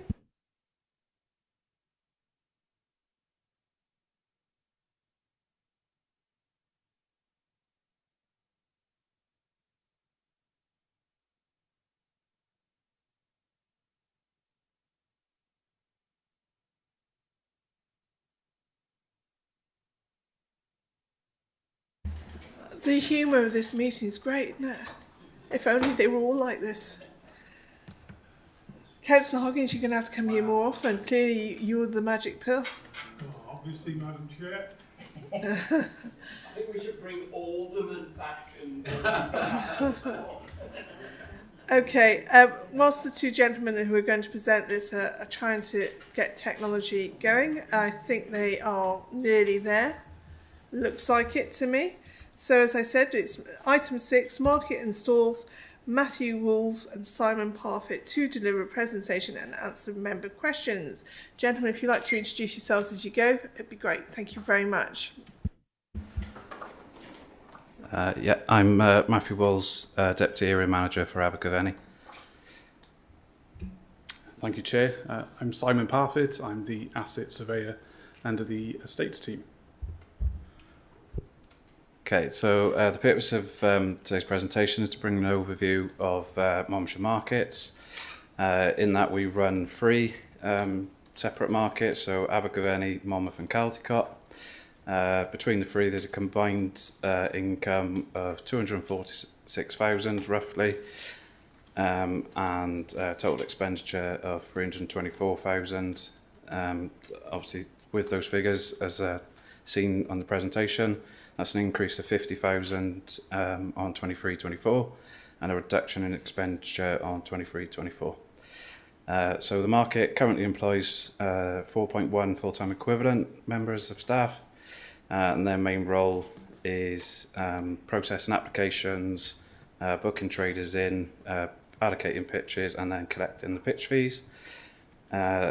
So prior to the market, then they'll also be involved in setting up the tables, moving them around slightly each day based on that individual market. And then at the end of the day, take down, packing up waste collection. And then on the days where we don't run markets, they're also, in Abergavenny market in particular, responsible for the health and safety checks of the building and then reporting any maintenance issues. So the overview, so opportunities within the markets sector is to increase our offer of street food, dining area and events with the idea of making Abergavenny Market Hall a cultural hub. Obviously, we've just received the placemaking plan information. Obviously, within that is mentioned about Abergavenny, and obviously some of the ideas there to increase the street food offer. And then across the rest of the county, we'd looked with the idea of increasing and expanding on the themed markets that we run in Abergavenny and seasonal ones such as the Christmas markets that we've got coming up shortly, and then looking to do more community events such as the one we had a couple of weeks ago with the Thriving Communities event in Abergavenny Market Hall. Some of the challenges that we're facing in markets is declining number of traders in the smaller markets, ageing infrastructure, obviously such as Abergavenny Market Hall, and then particularly in Monmouth and Caldicot, obviously the impact on weather disruption, particularly at this time of year. And then obviously you've got the competition from supermarkets, retail parks is a big one, and then obviously since the COVID pandemic, the increase in online shopping. Sustainability, again, a little bit as I've just touched on the first one of opportunities would be to repurpose some of the spaces in the market hall to look at improving our street food offer, strengthen the infrastructure and reduce the vulnerability to the weather conditions, explore grant funding and partnership opportunities, and then strengthen our digital marketing and visitor engagement. So at Abergavenny Market, we run various markets across the number of days. This includes free general markets, Tuesdays, Fridays and Saturdays, and then a weekly flea market on a Wednesday. Once a month then we hold a farmers market, which is on the 4th Thursday of each month. Craft market on the 2nd Saturday between March and December. There's one gap in that in September when we have the Abergavenny Food Festival, and then our monthly street food and craft market, which is recently changed to the last Thursday of each month, and obviously we've seen a great increase in footfall and positive feedback on that. Monmouth Market is separated as 2 locations, so underneath Shire Hall Lodges and the Cobbles, and then down in the Cattle Market car park, running 2 general markets weekly on Fridays and Saturdays. And then Caldicot Market is located in the main town centre, which runs two general markets on a Tuesday and Saturday. So Abergavenny Market overview. There's 2 kind of offers here, which is fixed units, which is an informal tender process via our estates team, and then table pitches, which is coordinated, as mentioned earlier, by ourselves as the market team.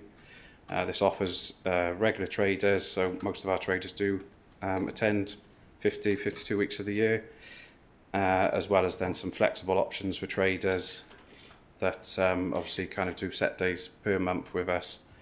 That then obviously kind of allows them greater flexibility and also gives them the option, if they're starting out in the industry or setting up their own business, gives them a chance just to dip in into the environment without fully committing, which we have seen a number of our traders start that way and obviously come in full time with us and then go on to actually get their own units in the town.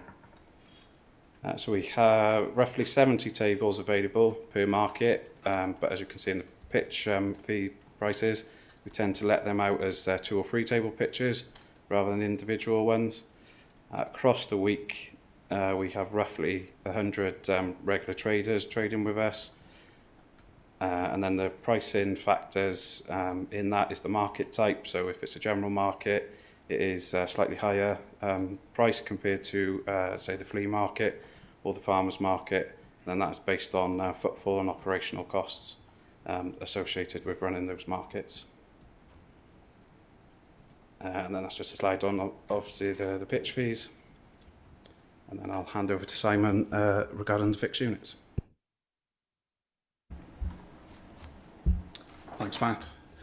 So when a unit becomes available, the markets team instruct the estates department to market the opportunity to let a unit. The unit is marketed via informal tender on Rightmove commercial website, Council's availability, property available website page, and through the word of mouth in the market. Marketing is usually conducted from about 4 to 6 weeks for each unit. The opportunity is marketed via informal tender, whereby offers are submitted in a sealed envelope along with a business plan and a tender form. Post-submission deadline, a tender analysis is undertaken where the offers are submitted and assessed against the marketing criteria, which takes into account the quality of the tender and the financial offer.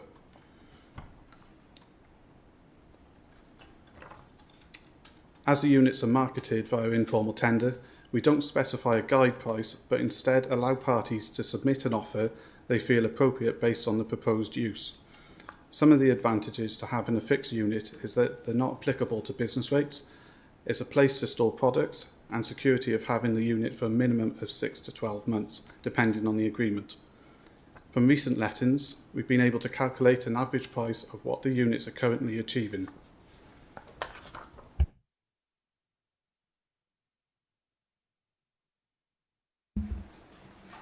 So the positives of Abergavenny is actually, I would say, the building itself. Grade 2 listed building, which attracts many visitors. And obviously with support of the Town Council, our decorations in the Market Hall, obviously which this year is the Ducks and Geese. That having an indoor Market Hall obviously allows us to trade all year round with minimal impact to the weather compared to the other two markets. We have a wide range of stalls, including fresh produce, antiques, crafts, street food, and some niche traders, such as our Caribbean food trader and Welsh goods, Welsh blankets as an example. Another positive, it's close to shops in the town centre, and obviously there is a good number of car parking spaces around the Market Hall itself. It's also another positive is the flexibility of the space, particularly with some of our newer tables. It's allowing us to transform the market from a general market into an event space in a shorter amount of time compared to previous times. Challenges is, again, in itself, the building. The heritage status obviously limits what changes we can make to it. As an example of that, again, is stated in the placemaking plan around like trying to put some heating in there, which will improve the traders' trading conditions. Same with the other two markets. Outdoor trading is weather dependent. So as an example, obviously we had a very bad day weather-wise on Wednesday, and the outdoor number of traders reduced massively. And the final one then is attracting some younger traders into the market itself, but we do have some plans to hopefully increase this. So moving on to Caldecott Market, it's obviously currently a smaller outdoor market, as mentioned earlier, based in the main high street. So in general, there is just two regular traders who trade underneath gazebos and their own tables. There is potential to have up to 30 to 40 stalls, and note on pricing there, obviously it's a lower price based on lower footfall compared to Abergavenny and Monmouth. The positives can be that it's obviously in the town centre, so easy access for residents with a free car park just adjacent, and potential then to grow community engagement there. And then, as mentioned earlier as well, obviously with the placemaking plans due to start for Caldecott Town, work with them to look at what opportunities we can put on in Caldecott. One of the main challenges in Caldecott is the lack of any storage space, any infrastructure actually there. So for example, where you have got say some new traders or new people looking to get into trading, at the moment there's a big outlay potentially for them with the cost of purchasing a gazebo or their own tables. As we don't have any space to store that, we aren't able to offer that to them. Moving on to Monmouth Market, obviously as mentioned it's mixed between Shire Hall and the Cattle Market car park. It's a compact layout between 15 and 20 stalls. primarily based on tables, offering fresh produce, crafts and gifts. Again, it's the pricing is based on lower footfall compared to Abergavenny, but then it does factor in the operational costs of running the markets between the Friday and Saturday, and based on that footfall between the 2 days. Positives of Monmouth Market: it does offer handmade goods, seasonal items, and local craftsmanship, affordable store rates and flexibility, with the table rates similar to Abergavenny, to welcome new and part-time traders. Some of the challenges, again, as mentioned before, is the weather dependency. Again, a large part of the market is based outdoors, so poor weather conditions can deter traders and shoppers. And then obviously over the last few years with Monmouth, there has been some challenges around the number of works going on within the town centre. Thank you for listening, and pass back over. Thank you. Any chance you could go back a couple of slides to the one for Monmouth showing the pricing, please? There we go, 18 and 20 food truck. Thank you very much. I would love to get straight into that one, but I know that as chair I go last. So, Councillor Dimmock, please. Okay. Thank you for this. Obviously, Caldecott doesn't have what's the word I'm trying to use? There are a limited number of stalls that attend Caldecott, and the ones that do are very reliable, always there. It's always like the same one or two. What can we do to encourage more store holders to Caldecott? Because it's flat, it's accessible, you know, it's an ideal location. Is it because we don't have a structure and cover? Is there anything that, like a temporary structure we can get to pop up in the centre of the village just to try and increase footfall and, you know, encourage more store holders to hold a stall there? Yeah, I'll obviously take that one. Yeah, I would agree with you. The main point there being is the lack of structure over the actual where the market is located itself. Again, I know I've mentioned it a few times now, but the weather dependency does have a big impact on that offer. And as soon as it does rain, like you did say, obviously we do have two regular traders that are there come rain or shine. Yeah. But yeah, unfortunately, attracting people in under those conditions has been difficult. But putting a structure over the top, as an example, I do feel would help it greatly. As I mentioned as well, with Caldecott, we don't have anywhere to store, say, gazebos or tables that would potentially help attract new traders in. You know, like Abergavenny, for example, the tables are included in the price. But we don't have that option in Caldecott currently, so it would be great to be able to help do that. So obviously attracting those new traders in, there's not as much of an outlay initially before even getting into that trading stage. Okay. Could we not do something with Caldecott Town Team? Because obviously they've got the premises up near the church, and obviously that's quite a large storage space as well. It would just be nice to see a bit more of a vibrant market in Caldecott. I know when Chepstow have stalls up the main high street, people are there come rain or shine, pretty much. It doesn't seem to deter them. I also think that the advertising for Caldecott could be improved, and that relies on us as members, I suppose, but also maybe if the county council could also advertise it more. But I do think it needs a bit more of an offer in the centre to improve it and to encourage people to go into the town centre. Craig would like to come in there. Yeah, I was just going to come in there, Councillor Dimmock, because I think the issues you're raising is a problem we need to solve, isn't it? I think it's something that we need to get our heads around, and Matt's quite clearly said that some of the issues that we've got in terms of the weather dependency, the storage, I certainly think that delivery group that we were talking about previously in terms of the placemaking plan needs to work together and finding that solution locally, and trying to working with Caldecott Town team and others.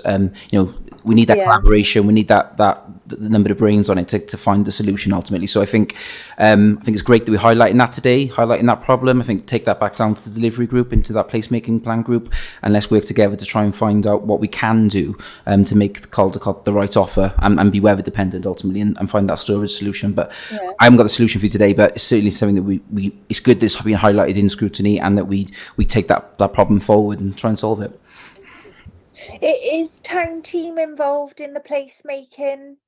I think that will be a decision in terms of who is on that delivery group. So that'll be the decision for that group ultimately to make as they decide who is going to be part of that group. Okay, Councillor Brown. Yes, thank you, Chair. Yeah, I mean, I do think markets are important as a way of attracting visitors to a particular area. And, it seems a shame that we're short of storage capacity to encourage them, or, all weather facilities as a whole. I just wondered why you didn't include Chepstow Market, because obviously they have one every Sunday, every so often. And I don't know how the stores operate there. Do they have to bring their own and take them away, or how does it work? And why isn't there a market during the week sometime in Chepstow? I think they are important because they can actually cover areas to attract shoppers into the local shopping area for sort of shortage of goods that aren't available in the shops. For example, Chepstow has no shoe shop anywhere, so that's a good example of a sort of a market stall that could help fill the consumer gap. Thank you. Just to say on that one, Chepstow is actually run, I believe, by a volunteer group. It isn't one of Monmouthshire's markets.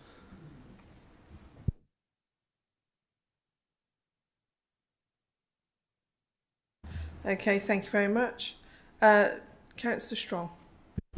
Thank you, and thank you for the reports. I'm one of the Caldecott County Councillors, and for quite a long time we've been really sad to see the decline in the market in the middle of Caldecott. We've lived there, 30 years, and seeing over that period of time, and probably post-COVID, it's got even worse. We've gone from having a sort of a wide range of stores to just two of which are really sort of well used by local residents, especially the sort of fruit and veg one and the one that sells sort of, I don't know, sort of items from you can get a diary to sort of, I don't know, spanners and all sorts. So that's really welcome. And I'm just wondering whether traditionally it was always a Tuesday. What have you as a team done to actually done some sort of scoping about what local people would want from their market? Is a Tuesday the best day of the week? Is it in the right location? I'm just wondering whether, does MCC own the land outside the library? Could it be moved, seeing we've only got two stores, can we move it nearer to the library and Asda so that there would be more footfall? And also there have been sort of seasonal markets at the castle. Is that run by you, or is that a private company that do those? I just think that Craig is right, that it will involve people getting together and looking at it from a placemaking perspective. There are all sorts of people around Caldecott that want to see the middle of Caldecott regenerated and become a hub for people to spend time and I'm just thinking about the sort of street trading, traders and food traders, and I just don't know. I just think that we are missing something in County Cart, and we need to. And we've probably got a coffee culture sort of little hub coming with obviously the Village Bistro with Greg's, and then the new coffee shop that's going to be open sometime this month. So we've got a bit of a theme going on in that sort of corner. Whether that could be sort of developed as well. Really, I don't know what the answer is, but I just know that we need to look at something in County Cart, and maybe this is the time to do it. So thank you. Yeah, I would agree with a lot of what you have said there. So when I came into post around 18 months ago, the priority was to kind of stabilise Abergavenny and focus on Abergavenny. But obviously, as we move forward now, then the plan will be to obviously work with the placemaking plan to see what we can do to strengthen Caldicott market, and obviously that will include increased advertising. I'm not sure about the land. I don't know if Nick Keys can come in on that one, on what we own. I believe we own the High Street, but I'm not sure about the location just outside the library. Thank you. Yeah, Nick?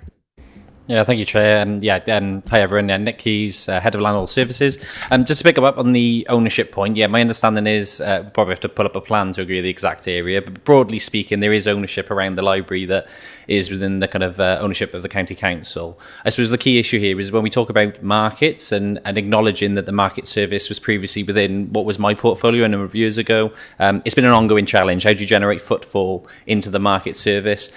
Part of the benefit of it being in the location that it is that it generates footfall on the high street, as opposed to if it was moved to the library, it would be perhaps just adjacent to that. Not to speak for Matt and the service, but I suppose the key point here is when we talk about days for trading and what is the right mix or solution in terms of maximising our markets, I think that's an ongoing challenge. I don't mind acknowledging this, but it was a challenge for myself and us as a service when we were looking at it for a number of years. COVID is clearly impacted not only footfall, but those who are actually within the industry. So good work has to continue.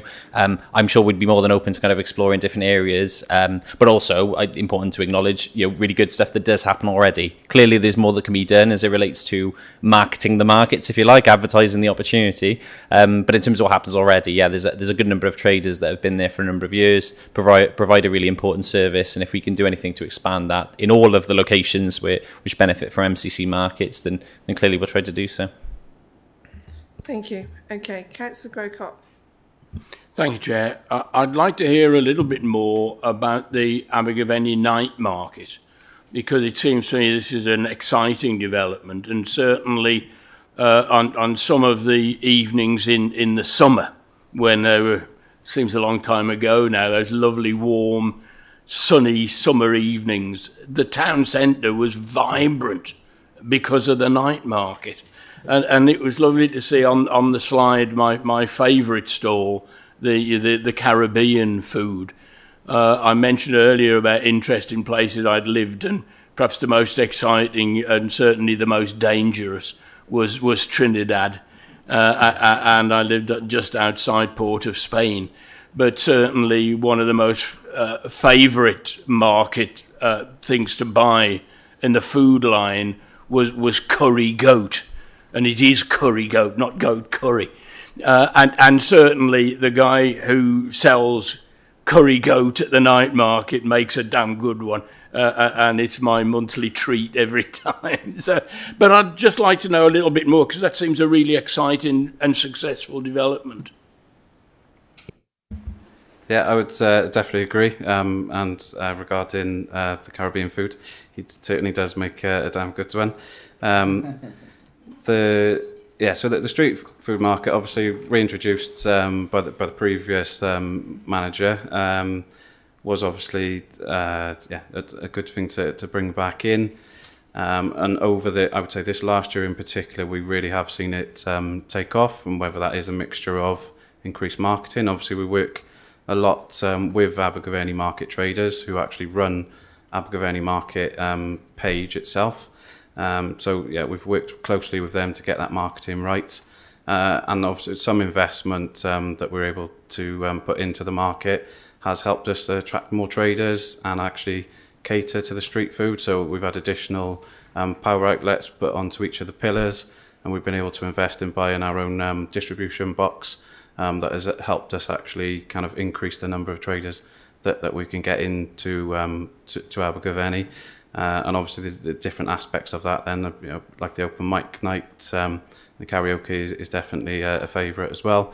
It definitely works well when the theatre has a show in as well, such as last week where we had local production on. Obviously you're getting all the young people going in, pre-show and having their food as well. So yeah, I do think where we said about making Abergavenny like a cultural hub, that those kind of things working together, the market and the theatre in particular, I do think that's where we can develop the offer in Abergavenny more. Thank you. Councillor Bryn. Yeah, Chair. Yeah, thanks. I'm sure we all want to see markets improve because they add a certain vibrancy to our towns. I was wondering if you could tell me, how do you promote the market, and particularly themed markets? I'm particularly interested with the night market. That sounds fantastic, because I just think it might jump up interest to people that may not have traditionally gone to a market, or may not have gone to the market in the past, might be inspired to visit if they understand that there's a themed market coming up. I don't recall seeing a great deal of advertising, so I'd be interested to know how you do promote the markets. Also, can you tell me, do you ever have kind of like boot sale style markets as a theme, so that people can non-traders can have a go and dip their feet in the eye of the, because you're trying to draw new traders. I wondered if people are allowed to, you have the odd market where anybody can have a go for a very low cost, so they can trial being traders. Particularly youngsters, if you're going to encourage young entrepreneurs from the comprehensive and such to have a go at trading. And my final question is, with regards to Monmouth, how do you feel the market being split into two locations do you feel that's beneficial or detrimental to the market as a whole, and attracting visitors, especially down by the river? Nice as a location as it is, it's basically in an ugly car park and is very exposed to the elements, and definitely would benefit from some kind of infrastructure. But that notwithstanding, how do you think it's beneficial to have markets either end, or with such low numbers, would it be better to just encourage them into the one location until numbers pick up? Diolch yn fawr. Yeah, thanks for those questions. In regards to the advertising, as mentioned, we do work closely with Abergavenny market traders. So they've got, as I said, their own social media page. We then have an overall page for all three markets. So we do utilise social media. I would admit that our own page we can certainly do more on. So we'd have some information on our website for the seasonal markets, for example, in Abergavenny that we've got two upcoming. Again, we've utilised social media and also put an advert out in the Abergavenny Focus. So obviously that will be distributed across the town and surrounding villages. And then obviously a little bit old school, that is posters up in the market, and then we utilise digital screen that is just opposite booths to advertise the market as well. Could you remind me, sorry, of the second question? So yeah, so that's Abergavenny. How do you advertise the other markets outside of Abergavenny?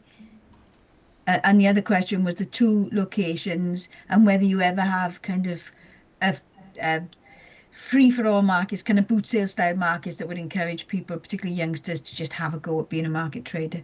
Yeah. Thank you for that.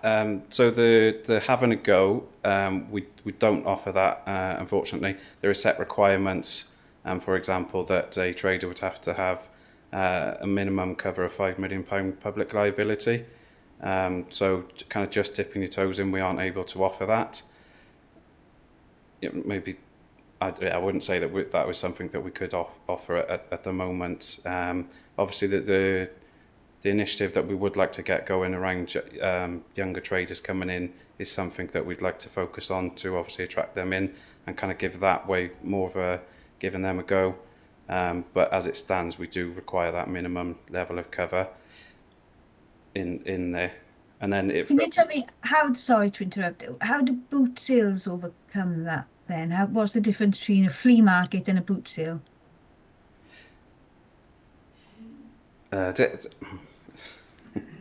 So a flea market is more around antiques and antiques and second-hand goods you will find at a car boot sale. But these people, obviously, it is their chosen career to do that. So I wouldn't want to kind of compare them to a car boot in particular.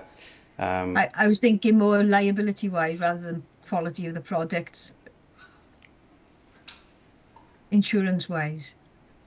I think it is the fact that they are obviously a registered business then that kind of ensures that quality then compared to obviously a car boot. And that, if I can, I'll move on to the question about Monmouth Market and the two separate locations. Obviously there's pros and cons that you could potentially fit more traders in at each location, but ultimately I do think that choosing one location will actually benefit Monmouth Market longer term. It's just kind of deciding on which location that will be, and convincing our traders, some of our traders as well, that is the right decision. Okay, thank you. Councillor Brown, is that another question? You're on mute. Thank you. Yeah, I did raise some questions in the chat, but I didn't get an answer to the original one as to why Monmouthshire County Council doesn't promote a market for Chepstow as well, because obviously the other town councils are covered, and also there is a covered area near Marks and Spencer in Chepstow in front of shops between M&S and the bus station area. Perhaps one or two stalls could go there, but don't know who owns that land. And you know, the voluntary person who runs the Sunday market, I mean, it does improve the trade for the other shops as well. Craig? Thank you, Councillor Brown. I was just speaking to colleague Matt. That the Chepstow Town Council look after the market in Chepstow Town, so that's why it's slightly different. So it's not a county council market, so that's the main difference ultimately. So the Town Council manage that and are responsible for it. So we'd have to pick that up with Chepstow Town Council ultimately. Okay. Yeah, but what I'm saying is that Monmouthshire Town Council, sorry, not Monmouthshire Town Council, Monmouthshire County Council are involved in assisting market stalls in other market towns in Monmouthshire, but there's no promotion or assistance for Monmouthshire County Council to do the same in Chepstow. Thank you. Yeah, I completely get the point, Councillor Brown. I think that the fact is that it is Chepstow's Town Council's market. It's the ownership issue ultimately in terms of who runs and manages it.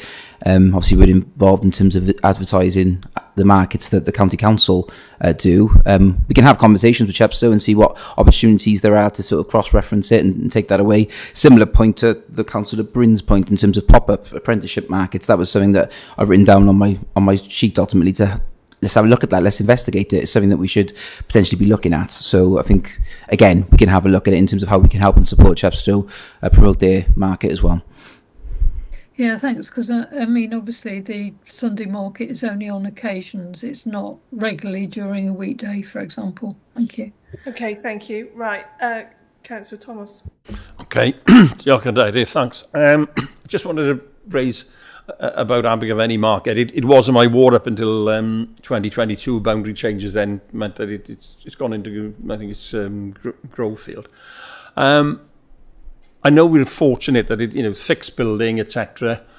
But obviously there are ongoing problems. You mentioned about the cold in winter and that you were hoping to address that issue. But as well, particularly this last summer, which was exceptional, but even on a normal in a normal summer season, there is extreme heat in there because of obviously the glass roof, and I know you've got the difficulties of it being a listed building.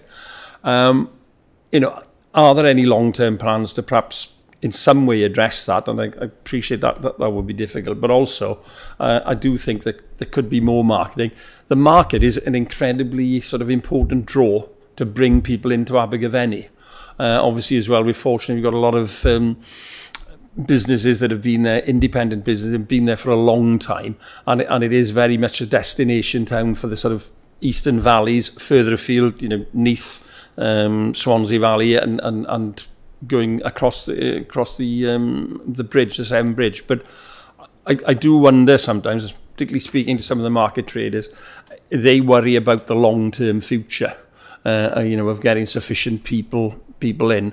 And certainly one idea a few years ago was to have some sort of sail at the back, you know, some sort of not a permanent, well, not a permanent route, but some sort of covering so that the outdoor market could operate, certainly in the bit right at the back of the market hall, a little bit more effectively over the winter period. Because in the height of winter, often traders don't want to come, you know, to be drenched, and the customers don't want to be drenched. And sorry, there's a few questions in there, but thanks for all your efforts and thanks for your presentation today. Craig. Thank you, Councillor Thomas, for the question. I think it's a problem we're all grappling with in terms of the market hall. It's a listed building, as we've all said. It has got its issues with regards to leaking roof, and a very costly roof in terms of if we were to fully repair it. I think it's wise to say that we need to look at all those solutions. We need to look at heating for the winter as well. We need to look at the long-term maintenance for that roof, and we need to have conversations with CADU in terms of what we can and can't do with it with regards to the back of it, and having any extended sort of structure or anything to sort of canopy or anything. It's a problem, I think, and it comes with financial implications. I think the thing that we all value in Abergavenny is that it is the jewel, and it is a thriving market, and it's something that we need to make sure is sustainable in the longer term.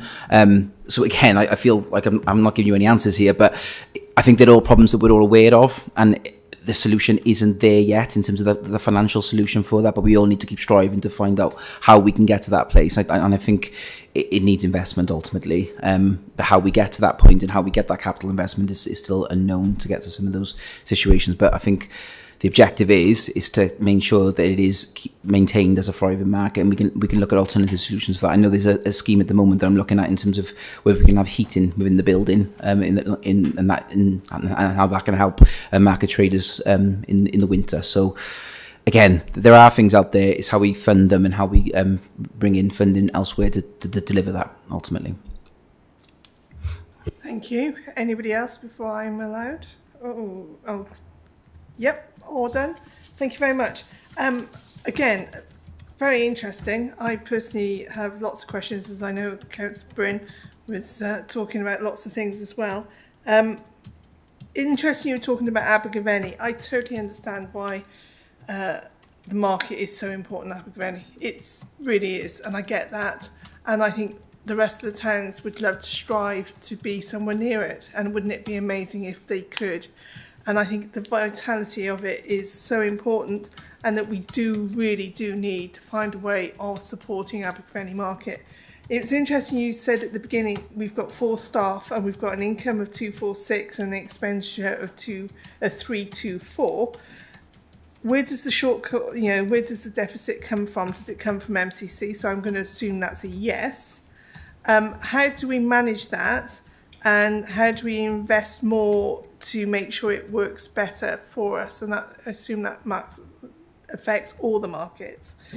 When we talked about heating Aber, so there's lots of questions here. Councillor Thomas has pretty much covered it really, but I was just wondering how we were going to manage that, because that's going to be a tricky one. I would assume we're going to go environmentally friendly air source heating. Are we able to get some solar panels on similar roofs? I know we can't do it on the market because of it, but can we do it anywhere else, etc. That's one thought. Investment into other markets. I'm a Monmouth County councillor and a town councillor for my sins, and I grew up going to school in Monmouth and living in around and going into Monmouth, and my dad every Friday would go to Monmouth and do his shopping, our shopping in Monmouth Market. Now at that point there was a meat market in the square, there was a veg man, and part of my duty every Friday was to carry it home via my school bag. to bring it home because Dad couldn't carry it all home on the one bus each week home. So with that, I personally, and I'm not alone, would like to see the markets in Monmouth go to 1 and go up to the square. If it goes up to the square, which it currently half is how do we manage with going forward, knowing that the Shire Hall is about to go under an awful lot of work? Is the markets holders, stall holders, still going to be allowed to work? And also, how much money, because I tell you now, every time I see it, it makes me cringe. How much money are we losing by putting 2 traders, because that's what it was last Saturday morning, it was 2 traders. By 11 o'clock, it was 1 trader. And he was still there. I'll give him that, Noodle Man. He was still there come 4, 5 o'clock. He was trying to get the evening trade. Good for him. Brilliant. How much money are we wasting by not allowing people to park on that car park? Because we must be wasting money hands over fist there. So there you go. There's some questions for you.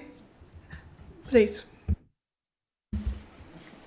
So I'll just quickly jump in on the first one. Apologies if I said income was 246. It is actually 346. So we do actually operate in a small surplus rather than a deficit. Yeah, so my apologies if I did say that. And again, as we currently stand, one of the latest budget updates we had, we're actually around 10,000 over that again compared to last year. So again, it does show that it is continuing to grow.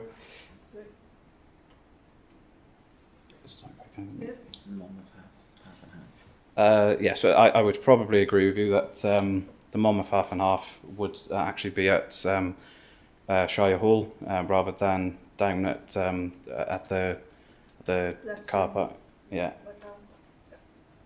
Again, that in some ways that does present a challenge because you do have some similar traders. For example, we have 2 egg traders currently, and obviously in such a small location, that could obviously have a detrimental impact on either one of those businesses. I wouldn't have the information on obviously how much income we're losing from the car park available, and potentially something we could take away and come back to you with. Okay, thank you. Interesting you mentioned about the 2 comparable traders. So a few years back, that's before I was a county councillor, I tried getting a trading place on the market stall. And I was told no because there was a similar trader. Personally, I have a problem with this because of competition. I don't see any reason why you shouldn't have competition. In Abergavenny, you certainly have competition, so why can't we have competition in other stores? And it breeds for a good, good vibe. It makes people come in. I really agree with Councillor Bryn on let's be a lot more open, and perhaps it's something we can take forward with Town Council as providing insurance for perhaps something we could take forward. I'm looking at Councillor Hoggins, who's still here. In thoughts of, we do really need, how do we advertise Monmouth? Because, okay, I'm a Monmouth person, so I worry about Monmouth. But how do we advertise Monmouth more? And what are we really doing to invest into Monmouth on that subject, please?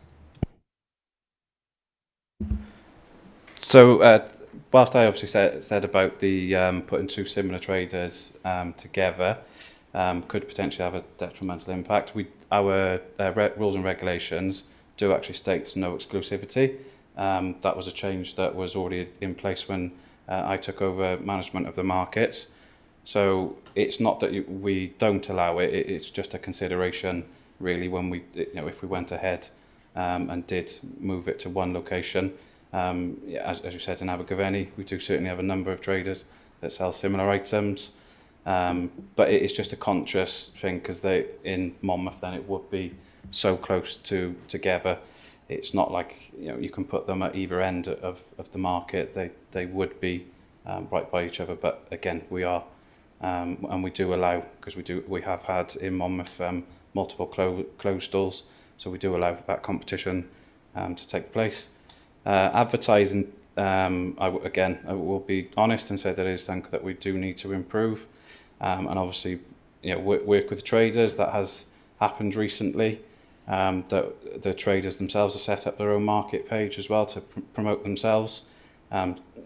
So that I believe will help, and then obviously we can look at additional signage around the town and local adverts.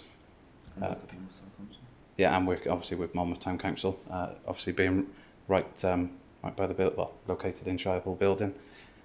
Obviously, a point that you made earlier as well regarding Shire Hall project and the traders being able to trade.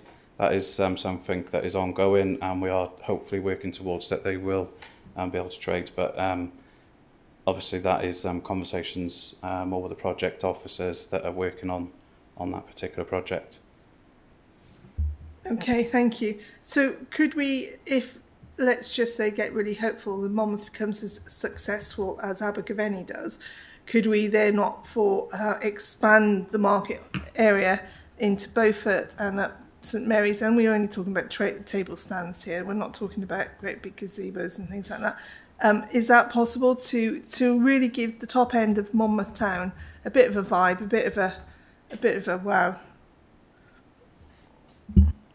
Yeah, I believe that is possible. It would involve us actually obtaining a street trading licence for that particular area. Whereas at the moment, because obviously Shire Hall is all one part of land, we don't need to hold one for that area. But then we do actually have to do that down in at the bottom car park. So yeah, that is definitely something we can look to explore. Well, if you ask for votes here about removing the bottom one in town, I think you're going to have a straight hands up from at least Emma and I, as the signs down there for the market are pretty pitiful, I've got to be honest. And on top of all of that, if I'm to be really honest, it's really hard to find anybody when you want to talk about putting a market stall up. But that's reference to Monmouth. Perhaps we can look into those things. It'd be great. It really would. Is there any other comments, please? I'm almost tempted to ask Councillor Rodden. No, right, okay. Right, any other comments on that? I think we're done on that one. Wonderful, thank you very much. Let's move on to item 7, Place Scrutiny Committee Forward Work Programme and Action List, please.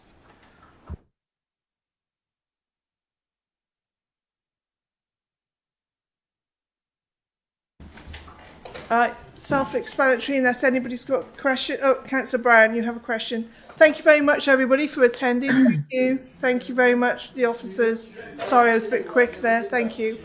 Cheers, Craig. Thank you. Councillor Brown. Yes, thank you, Chair. Yeah, on the Forward Work programme, it says to be confirmed surplus council assets linked to property assets. And then it says review under performance and overview, but I think that's a function of our committee to look at surplus council assets, and I'd like that to be on the programme, please. Because it just says to could be confirmed at the moment. Yes, that was raised previously, wasn't it? And that suggestion of linking it to that was the suggestion that was given back to us by officers, but with no timeline for either. But we can chase that up. So see if thank you. Yeah, thank you. Okay, anybody else? Any questions? Wonderful. Right. 8, Cabinet Member and Council Work Planner. 1 second, Rob's hunting it down. Oh, no, it's just to note. It's just to note. Everybody happy with the information that's there? All right, any questions on that? No. Number 9, minutes held of the meeting on 9th of October. Are we all happy with those minutes now? Any questions? Oh, Councillor Brown, is that a new hand? Or? Yeah, new hand. Yeah, I just wondered whether or not the minutes of the meeting that we hold could actually be included within the cabinet agenda, because the problem is that we sometimes have items on the scrutiny committee which then subsequently go to cabinet, but there's no note in the Cabinet meeting of what our minutes actually said when we scrutinised the particular item. Because, I mean, for example, the Cabinet in November, the 19th of November, is basically looking at some of the items that we discussed previously. Thank you. There's no provision for Cabinet to have to take our minutes. What we do in Performance and Overview Committee is if the committee feels very strongly about certain subject matters, they produce formal feedback and they place that on a Cabinet agenda. We've done this before on significant topics. With the LDP, we decided to send the whole minutes through because that was going to council. But usually what would happen if something came to us for pre-decision scrutiny, when the officer drafts the Cabinet report, there will be a consultees section, and under the consultees section it should state that it's been to scrutiny and what the committee concluded. So we normally give a formal paragraph that's included in there that sort of closes the loop so that Cabinet, when they make decisions, they're aware of what the scrutiny committee concluded. So that's the provisions that we have in place, rather than the whole minutes being sent to the Cabinet. Could I ask that the destination management minutes are included in the Cabinet report then, please, Chair? Thank you. Yeah, I see no reason why. Be linked, isn't it? Yeah, we can add them to it, to the link to it. So I can see the benefit of that. So thank you. Okay. Thank you, Chair. Okay, item 10. We've all been waiting for this one. Date of next meeting, 11th of December. Thank you very much, everybody. Thank you for your humour today. It's been brilliant. And we needed a bit of a light one, didn't we? Well done, guys. Bye. Thank you.